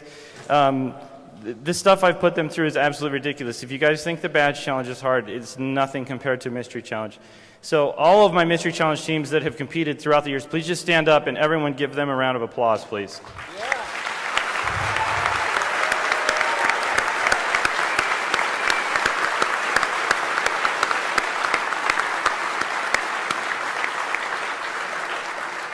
So true to my word, Mystery Challenge is officially retired. I will be, of course, doing some stuff for DEF CON next year. I hope, Jeff, if Jeff is pleased with my work, I hope. Could I have Psychoholics come up? Come up quickly. We're in a hurry. So this is the winner of this year's Mystery Challenge, the final year.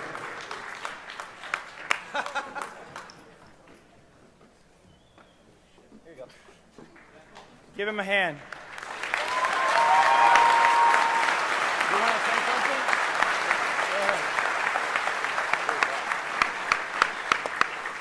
Lost. Some of my best friends are standing on this stage. Sorry, guys, my voice is a little hashed. I never would have met them if it hadn't been for your contest. Thank you.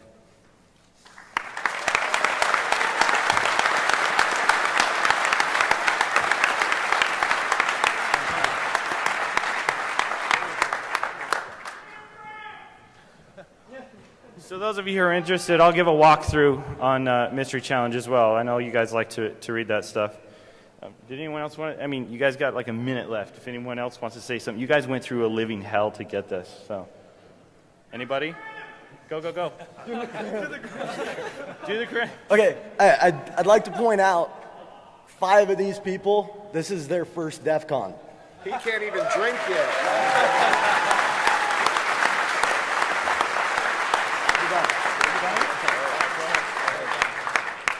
So I want to thank DEF CON for putting up with the Mystery Challenge mayhem that goes on. I think one of my highlights is always going to be the hotels assuming that we're carrying bombs around.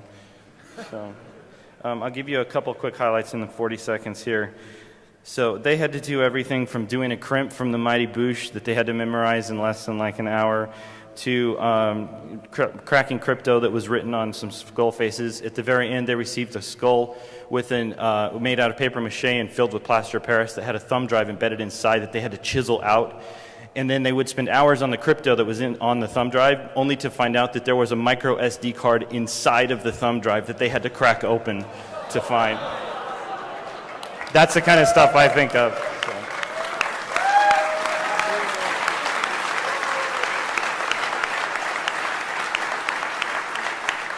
Thank you. I forgot one thing. Please forgive me. I saved thanking Neil and Mar for Mystery Challenge time because I knew I was coming back up. Neil and Mar, wherever you are, please stand up. They worked so many nights with me all night long. I was on Skype with Neil working on stuff for you guys like till the wee hours of the morning. So give them a big hand.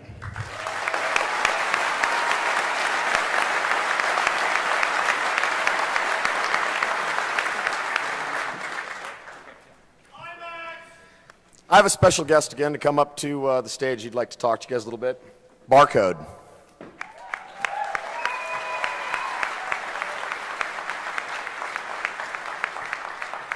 So, if you were here last year, you may remember me as the hacker formerly known as Super About to Die.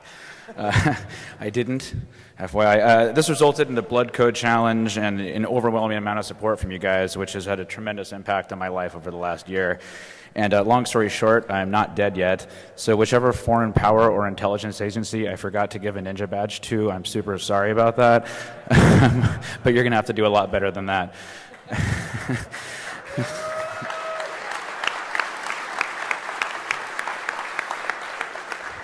So we did decide that this year would be the last year we would do the Ninja Badge and the Ninja Party. Honestly, I'm fucking old, man. Like I'm super tired. I can't do this anymore.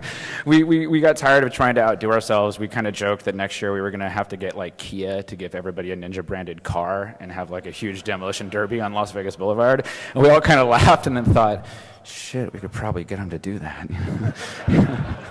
But when we were trying to figure out what to do this year to kind of go out with a bang, we thought it's DEFCON 20. What were we all doing 20 years ago? And we were all phone freaks. I mean, most of us in the group were anyway. We were on the phone. So we thought, well, how can we bring that nostalgia back? Let's do something with phones, and that's how NinjaTel was born. So we built a GSM phone network. We said, we'll give everybody phones. We'll put a bunch of old services like Popcorn and 1-800-SkyPage and Call ATT and all kinds of that stuff on the network. But it turns out you can't just Google, how do I start a cell phone company? So starting at TourCon last year, we got together and we cobbled together a bunch of USRPs and obscure Chinese hardware and figured out that OpenBTS doesn't really work as well as one might hope. So we forked the shit out of it into something we lovingly refer to as Ninja BTS. And as usual, we continued to work on it through Wednesday of this week and flashed the phones Wednesday night. The coolest part of this whole thing for me was we actually got the voice of AT&T, Pat Fleet, like that woman that says AT&T when you call. We actually got her to do our voiceover stuff. So let me...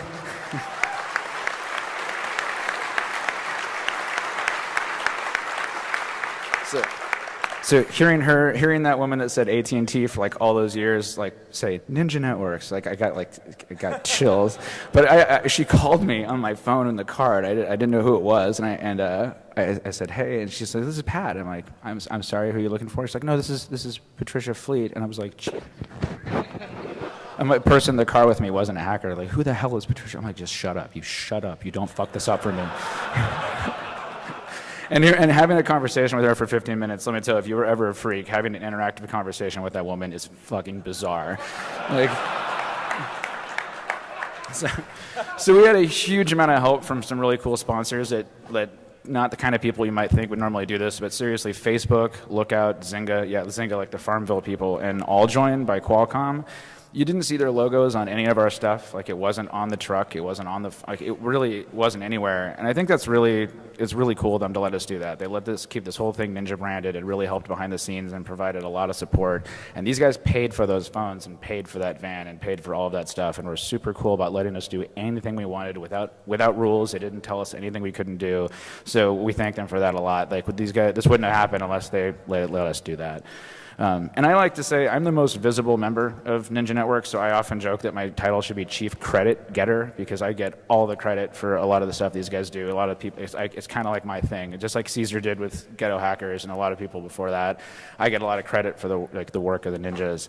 And a lot of the work of this isn't done by me personally. Obviously, it's done by the whole group, but specifically Chris Nelson, Brandon Crichton, Amanda Wozniak, and Eric McCroskey. For the last couple really cool badges we did, they did 90% plus of it. I mean, it would not have happened without them. And I walk around all day and I get a lot of hey, but those guys that you wouldn't recognize walking by in the hallway necessarily because they keep a super low profile, they did a huge amount of work on this stuff, on everything, on the network and the badges, and they deserve almost all of the credit. And I personally thank them very, very, very much for all of their work because it wouldn't be possible without them.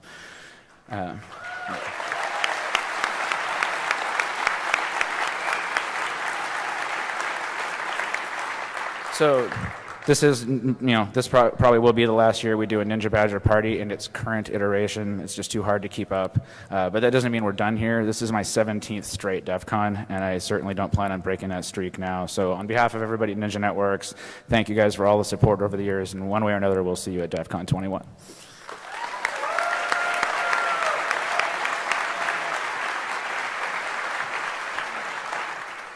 All right.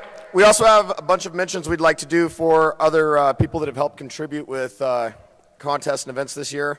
Panzer, Neely, you guys rock doing the photo booth. For those of you who didn't stop by, too bad. Right beside the EFF shooting booth where the guy was taking the pictures, that's for a yearbook for DEFCON 20. So if you got in there and you got your pictures in there, be sure to visit their site and be sure to get the information. Sky Talks, Blue and Banshee, thank you so much for taking over Sky Talks for me. You guys have done an amazing job with it the last couple of years. Thank you to DEFCON for putting together the movie night as usual. Redbeard for the Beard and Mustache Championship, and something cool this year. He made it to where you could bribe the judges to affect the score, and somebody donated $200 to the EFF to swing the vote. We also have Hacker Karaoke, Dr. Strange Bot. That was kind of a new one. I let that one come in like 4 days before con started, and the whole thing with that was that those guys, if you didn't stop by, they had a mobile like robot, and you had to hack the robot to be able to take control of it and be able to manipulate it and work with it. And they've been talking to me about some of the stuff they want to do next year, and it's going to be an amazing, amazing contest. Thank you to everybody that helps run the Hardware Hacking Village, the Wi-Fi Village, Lockpicking Village. Goon Band, recognize.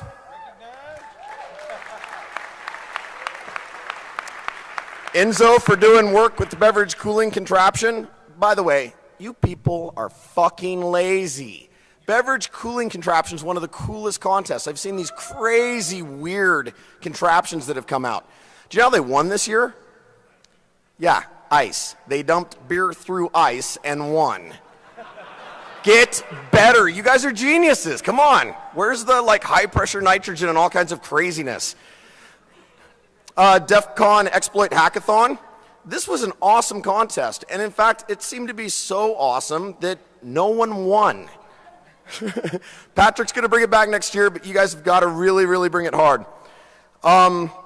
Toxic Barbecue went very, very well. There were tons of attendees. We very much appreciate you guys going out and checking that out and helping support that.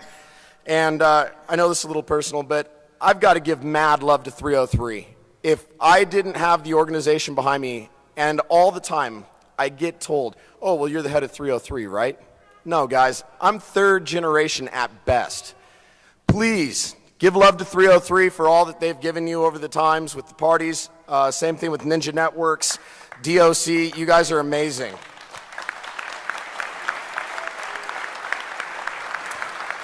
Next, we're going to move into fundraising, but before I call up our first person, I want to point out Eddie Mize, our local artist here, also another 303er, has designed tons of absolutely amazing, amazing shirts. These are all helping fund, helping send money to the EFF. And you guys should go buy these up. He still has a ton of these left. He's going to be right outside the contest area after this. Please come buy up these shirts to help support the EFF. First fundraiser we're bringing up. Oh, it's her. God. Mohawk Con. By the way, for you who don't know, this is my lovely wife, Erin. Hello. Hi. I'm Ed, and I am with Mohawk Con, along with my lovely cutting crew who's over there somewhere about to throw some beads at some people. We raised a whole bunch of money this year. First off, I want to recognize one of our biggest donators. Snipe, are you in here? Where's Snipe? Somewhere? Well, she's awesome, and she raised $1,500 for her single mohawk for the EFF. We raised... we had 4 different groups that we were donating to this year. The EFF, we raised $4,333 for.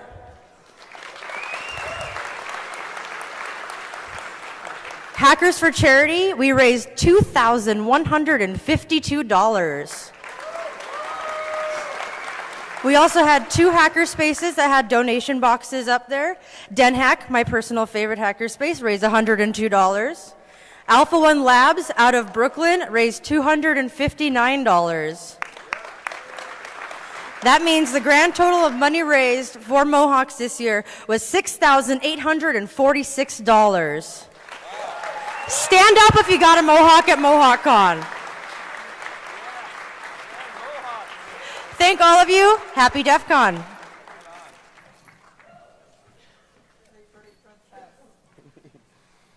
Thank you. Next up, Be the Match.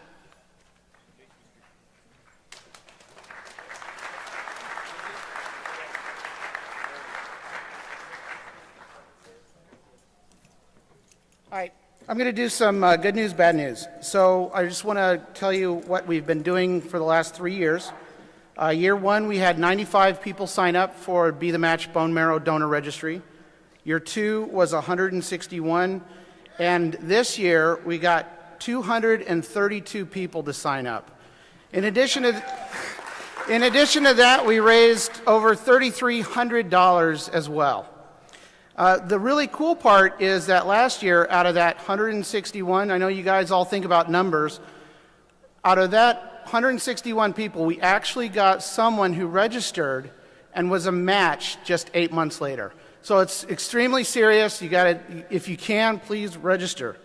So now the bad news is that our community has been growing. I've been coming here since DC 14, and I've seen it just really expand.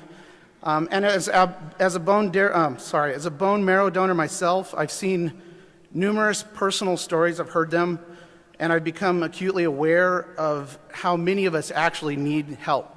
More and more are becoming in need of these kind of things. So as a result of that, even though I like to put out these numbers, you can go online and sign up. Please don't wait for DEFCON 21. And my actually ultimate goal is that one year I'm going to ask you guys to sign up, and nobody will be able to because you're all already registered. So thank you very much.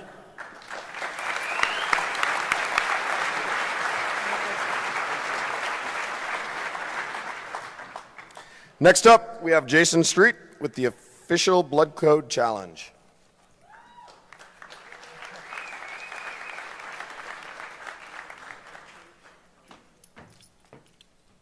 Thanks, guys. I'd like to start off with just a couple numbers. We couldn't even hit 100 last year because there was just an overwhelming number. First hour, fully registered. They were turning people away after the first hour, the first blood code. This year, 160 on the first day and over 110 on the next. It's like 2 days of blood code, and it was just overwhelming. It gets to you the fact that, and we got a contest badge, and I wasn't expecting that this year to be a contest, because it's not a contest.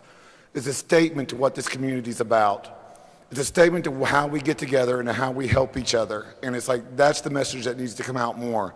I wish I could awkward hug all of you. It's like, because it's just, it's a great community, and that's what we do here. And I really appreciate it, and thank you. I need one.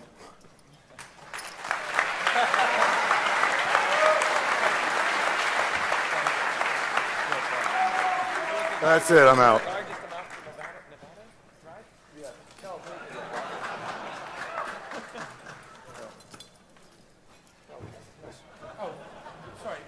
Pyro? Yes. Just before you go. Yeah. So just so you know, Blood Code generated 278 units of blood.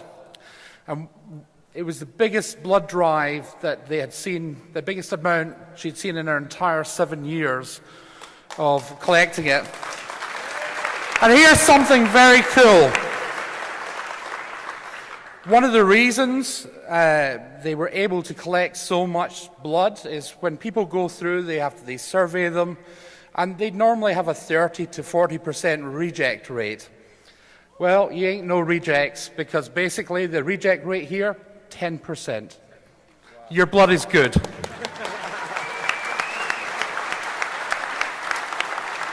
Next up, I'd like to call up the EFF. Where are our representatives? There we go. Do you have the list, the numbers?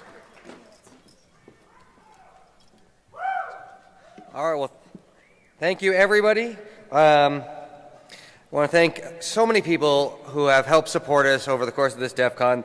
I'm going to run through a lot of names. Hopefully I won't forget everybody, but big thanks to Hackajar, Little Jenny, and all of Vegas 2.0 for the summit, and the sponsors of the Data Liberation Fund and ISEC partners, performers 8-Bit Weapon, DJ Jackalope, and Dual Core, Eddie Mays from the 303 crew, the Mohawk Con, Hackers and Gun and Stealth, DEF CON Kids and Nico, Hacker Jeopardy, which raised $3,199 for EFF, which was the winning score.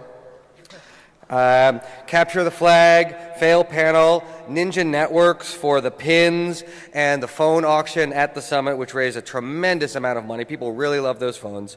And all the people who found other creative ways to support us here. Okay, we got some numbers for you. The info booth raised $58. The firearm simulator, $3,620. Mohawks, $4,333. Eddie Mears with the artist with his great t-shirts, which you can still get outside the contest area, $3,500. The Summit, $15,789. $15,789.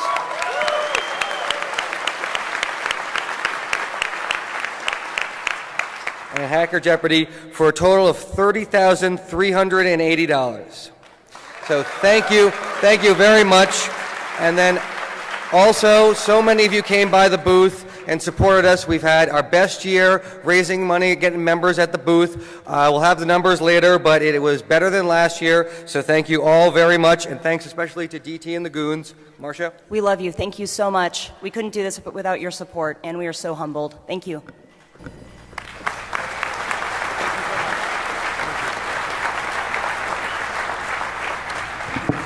Okay, so we're winding down. We have only a couple things left, but I want to take this time to ask you, one announcement and one question. So the announcement is, if you haven't heard, and we're trying to get it out there, is we're selling human badges. If you want another one or if you want another 10, I was so worried that I was going to run out of badges, like that's never happened. And so I just ordered a ton of badges, but now we have some leftovers. So I'm selling them for $40, and I'm sure you know they're complete dev environments, and it's really hard to brick them because there's 2 ROMs and you can copy from one to the other and all of that. So if you want to get them for your friends or your school or whatever, we've got them up in the front, and I don't want to have to haul them all the way home. So I'd appreciate, grab some badges, that would be great. The second thing is, I'm curious on everybody, by a show of hands, since it was DEFCON 20 and we wanted to do so much with extra contests and extra awards and Crystal Method, we raised the price to $200 just for this year. And we're going to lower it back next year. But so many people said this is such a rocking party, how are you going to top it next year? And I said, well, I'm not going to top it, I can't, because I don't have as much money next year. And so I'm wondering, how many people thought they got a good value for the $200? Yeah.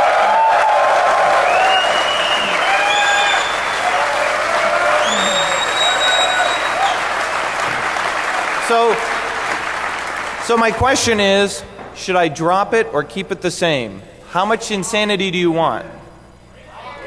Raise it. I don't think I'm going to raise it unless the inflation hits like 100% or something. But so I was thinking maybe like, what's that? 3 bills next year. Oh, free booze. Well, yeah, that was the other thing we did, is we had some free beer that Thursday night for the people who showed up early, and that seemed to go over really well. But I could see that could be a losing battle. You could probably go broke giving away free beer here. Yeah, because next year will be DEFCON 21. Okay, so it doesn't sound like you're too concerned about the price, because I've been trying for a year to book craft work, and I'm going to try all next year to book craft work. And they're a little bit more expensive, I think, than Crystal Method, even though they're both awesome in their own genres. But okay, that's great. That's the feedback I wanted. So next year, yeah. While I'm thinking about next year, I think I'm going to fulfill a promise that I made last year. I shook on it, and for those of you who know me, I don't renege on promises. So I'm going to go over here. So, you have to understand, he's made this promise for, 3 years in a row now? This is beautiful. We've been waiting for this.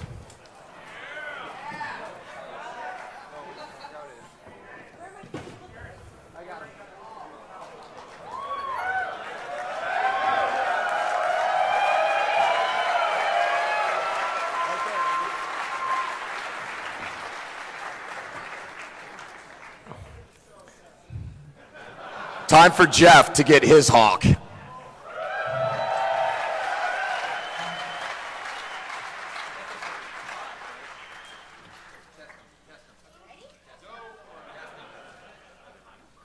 Now, Jeff failed to mention that he has like 6 different meetings with incredibly important people around the world in the next couple of weeks. So my lovely wife, Edward, is being nice enough to use a little guide just to make it to where he can have somewhat of an okay haircut.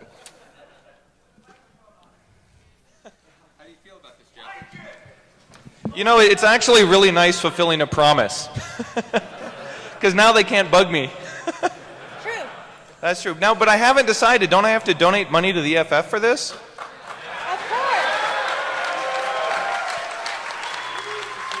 course. I was thinking maybe $10,000.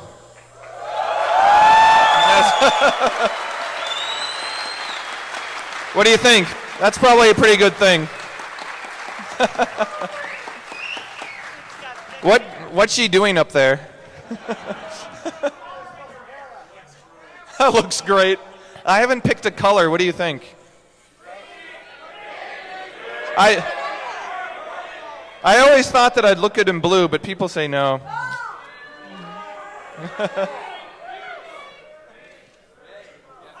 Somebody's going to have to organize a show of hands. What colors do we have left?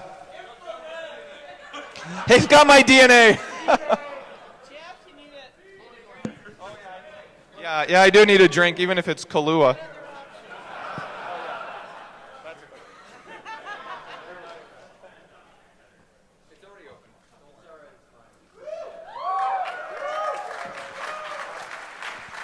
It's actually an awesome ending to an awesome con. I like sharing it all with you, so this has been fantastic. Now, don't forget, there's an after party. It's 2600 net, and Telefreaks throwing a party tonight if you can find an invite. Also, we're spinning DJs at the pool for those of you who still want to chill out. So spread the word and probably see you out at the pool later. This is going to be like in stereo TV, I'm sure, on the net. Does anybody have a mirror?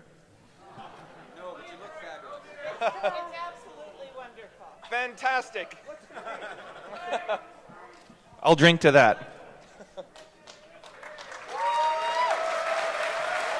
Thank you very much. See you next year. Woo!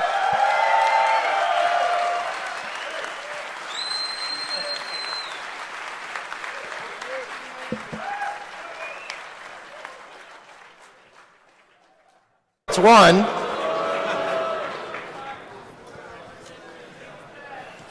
So, for those who've been here before, you know I'm famous for my PowerPoint slides at closing. So, you know, as my last official year up here, I couldn't disappoint the rest of you. Oh, I come with accessories this year. So, as you know, DEFCON has been canceled.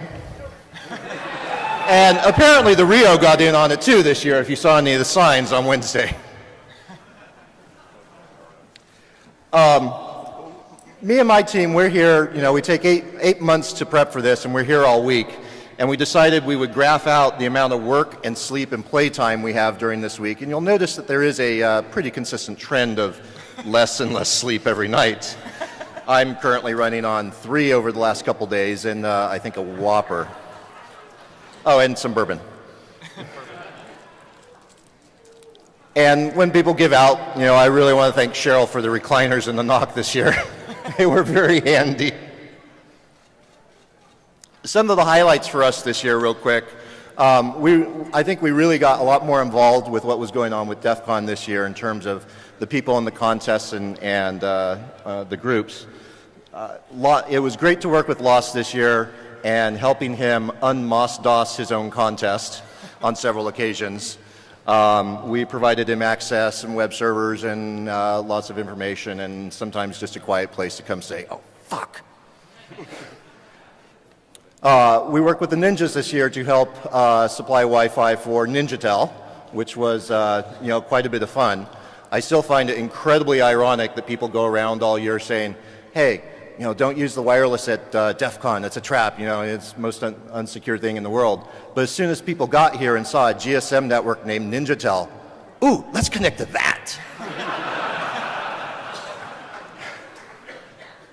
And then, of course, even last night, we were running around helping Crystal Method find bits and parts, and you know, thanks to CTF, we found the last 5 blank CDs in the hotel because everyone's moved on to USB and DVDs. So it's been really great to be so fully involved this year, and we hope you guys have really enjoyed the whole con. You know, stats and facts. We had a lot of patching to do this year. We had 60 physical network drops and, of course, 50 Wi-Fi access points. Actually, I mean 47 now. We had 3 of them burn up. Thanks. Just from overuse? Just from overuse. We saw a major shift in usage between the open network and the secure Wi-Fi network this year. In the past couple of years as we've had it, only about 25% of people used the secure stuff, again, thinking it was a trap. But there was certainly a major shift this year, and you know, we really like to thank AT&T for their network being so congested that it brings business to us.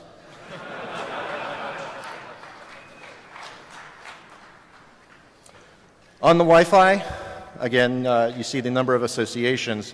We were seeing about 1,000 associations an hour on each network.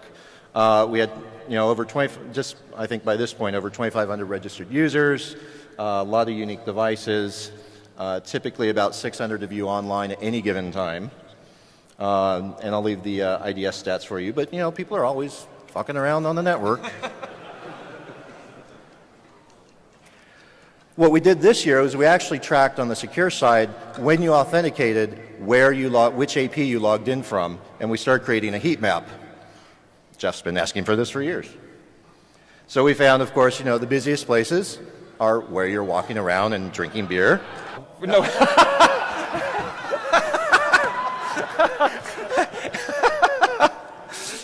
We've got a surprise for you in there. Yeah, what do we got in there? No, turn it away from your face. So, not knowing when you're going to go, you're going to get an insulated lunch pail. You get a black badge.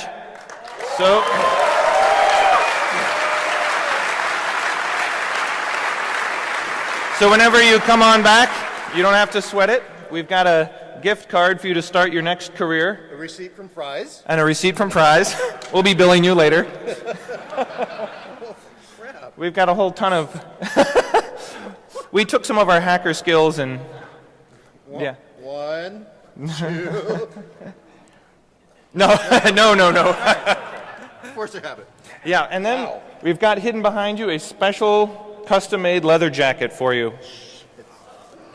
Dun, dun, dun.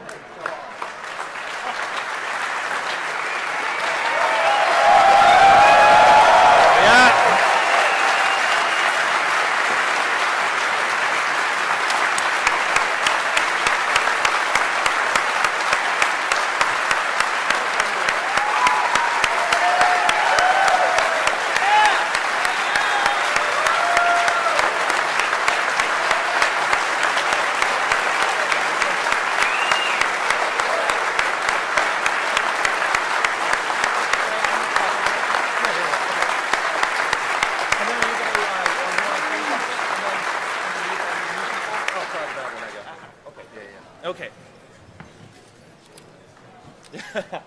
Thank you, Jeff. Awkward hug. I'm not Jason Street, but I can try. So, the other person that's retiring has also given years and years of service to DEFCON selflessly. You know, never complaining, doing the hard work in the middle of the night, pulling cable. But more than that, she also donates her time to the community, giving back not just at DEFCON, but also to the greater world. And that's Heather. So...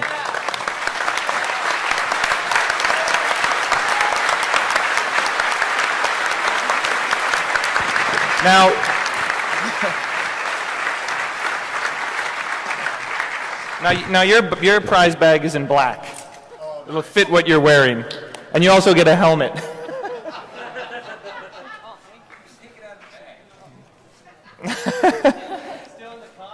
It's still in the condom. Yep. So anytime you want to visit.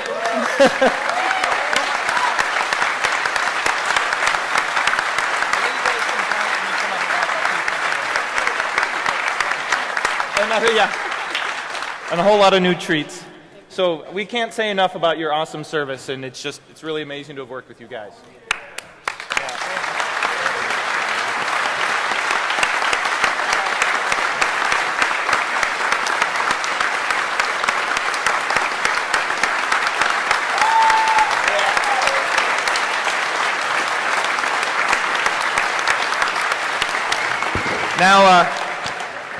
Now Locke's not off the hook yet because it's time for him to talk about what happened on the network.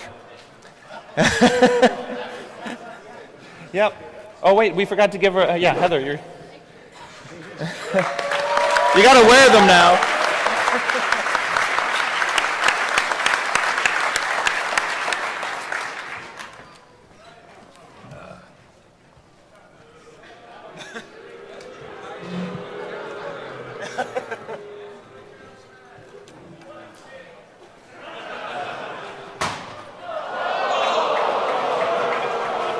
Start shipping our shit around, basically.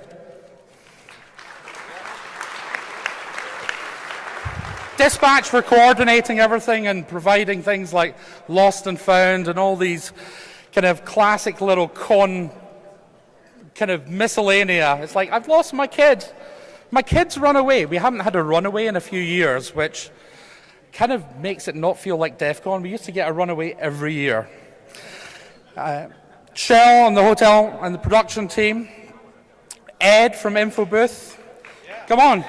These people make your con, guys. Bill and Tyler for kicking ass on the reg line. You only had to wait an hour.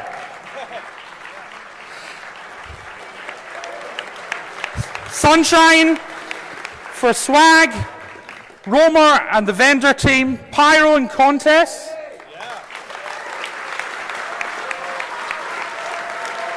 Neil for doing the program and all the amazing artwork. Nikita for doing the back of house stuff during the year, sorting out all the speakers.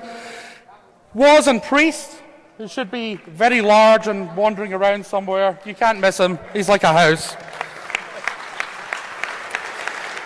Russ and the documentary crew, our man here.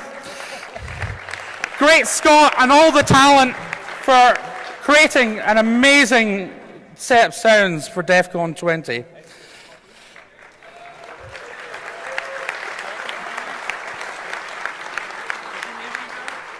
I just thanked you. It's okay. They were clapping you. No, that's okay. And finally, the Rio. The Rio have been freaking awesome to us. It's a great hotel. It's a nice hotel. You haven't destroyed it. It didn't catch fire. Well, no, it didn't catch it. There was a small fire. The hotel didn't catch fire. For that, I'm truly grateful. So I'd like you to put your hands together for Brian, Ryan, Chris and Jennifer that printed out all the graphics. Chris worked 32 hours straight putting down those floor decals. Adam, Janet, Ed. I'd finally like to thank the firemen for making sure the hotel didn't catch fire. And of course, my friend Jeff, who threw this shindig 20 years ago. I can't believe it's still fucking going, but it is. I can't believe there's so many people here that had a great time. And most of all, thanks to you. It's you guys that make DEFCON. Thank you so much.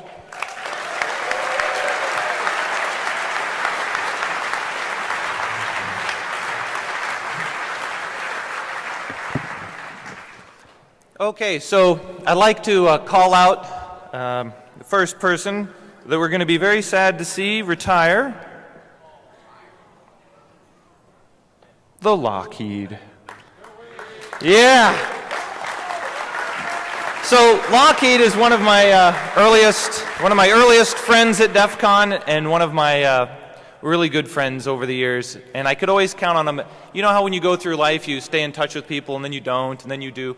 Well, whenever we got in touch again, it was always like no time had passed.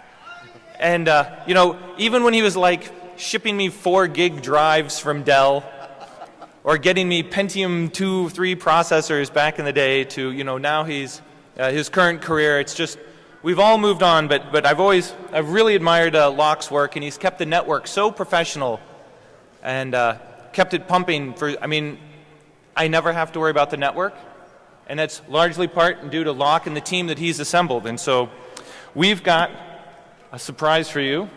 Russ? No. Okay, so we're going to kick this thing off.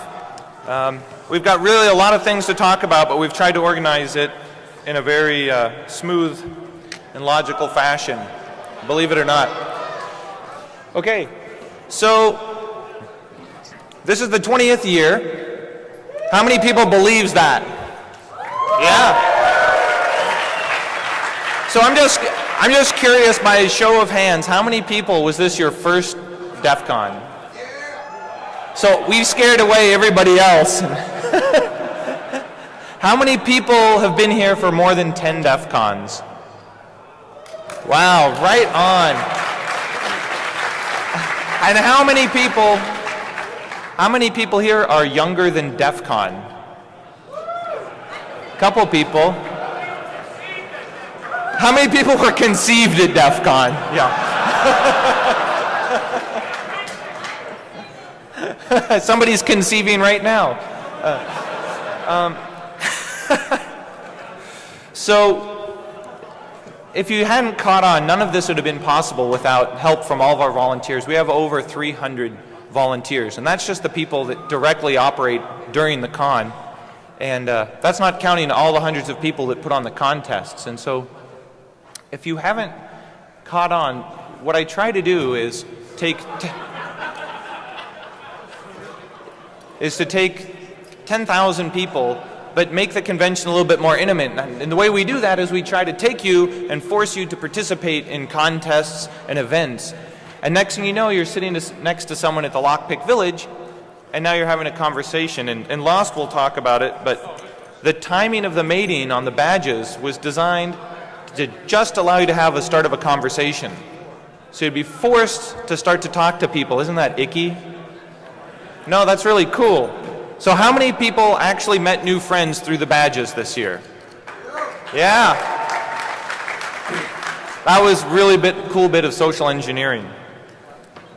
So what I want to do is we want to hand it over to Zach Franken, who's been the head of operations for, 17? Closer to 18 years. And I want to thank him for all of his years of service, and he's going to pass it off to him to thank everyone that made this possible. We're going to move right on down. So, at our 20th year anniversary, some people, in the process of rejuvenation, some of our senior staff are moving on to make room for junior staff, which will now be senior staff. So we have a special little surprise for them that they don't really know about yet. So, with that, I'd like to hand it off to Zach. Come on up. Let's hear a round of applause. Thanks. Thank you, DEFCON 20. DEFCON, as Jeff already said, couldn't exist without a lot of effort from a lot of people. And in the early years, I used to name them all, but now there's 300 of them. I've trimmed it slightly. So, I'd like you, in a few minutes, we'll wait to the end, to put your hands together for the security team, headed by Noid, Pappy, Flea, and CJ. Speaker control, headed by our own Agent X and the Proctor. Lock Heather and the networking team to provide you with porn all weekend long. Major ETA and the whole of Quartermaster. You like that? And then, of course, the talking areas as well. So we did a lot of bandwidth. We had 100 megs this year. Really peaked it out on Friday. Looks like you guys lost momentum on Saturday and Sunday. But we also tracked all the internal network traffic, and we were hitting today, Jeff, 400 megabits of internal traffic throughout the entire network. Wow. 57 to the internet, most of it to Jeff's file server, and then people fucking around on wireless. A lot of VLANs, a lot of leases. You know, more people were using Wi-Fi this year. Thank you. And the big display. Last year we did about 500 megs of traffic to the internet. You guys capped a terabyte this year. Well done. So a quick little thing, an homage I did for Jeff this year, for those who have been around forever. We had our main web server this year named Tessier Ashpool, which, as all the educated, civilized people knows, comes from Neuromancer. The Tessier Ashpool family was hosted on the Freeside Orbital Station. Back in the day, if you were around in the early DEFCON 1, 2, and 3 years, there was an ISP in Texas called Freeside Communications, which is where DEFCON hosted all of its files before the web came around. So this was our little homage to coming full circle and maintaining the true hacker culture that's often based in Neuromancer. And finally, you know, the whole staff, we revved up this year to really make sure we have boots on the ground. We finally got DCTV working.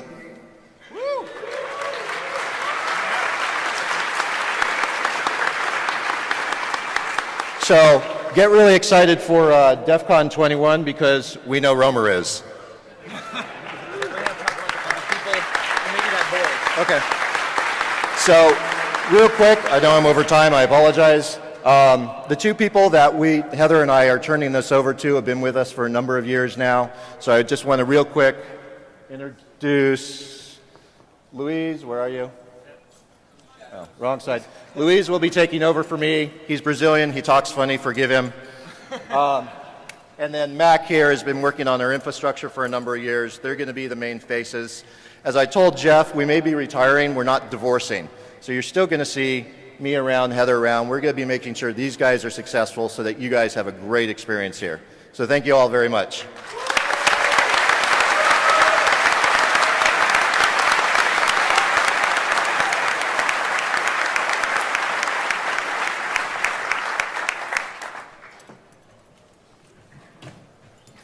And that, by the way, was the temperature gauge to tell you how much in and how much out bandwidth was currently being used. And every time I checked it, it was always at about 90 megabits. So we did a lot of traffic. Next up, we're going to have Jason Scott talk a little bit about the people in the orange vests and what we're trying to do with this documentary. You might have noticed them. Hello, everyone. Documentary crew, assemble for a moment. Leave your thing running. Come on, very quickly, guys, very quickly. Hi, everyone. I was contacted in February about, hey, would you like to make a documentary about DEFCON? A group of people who traditionally have shunned, hated, and abused photographers, press, and any sort of reading.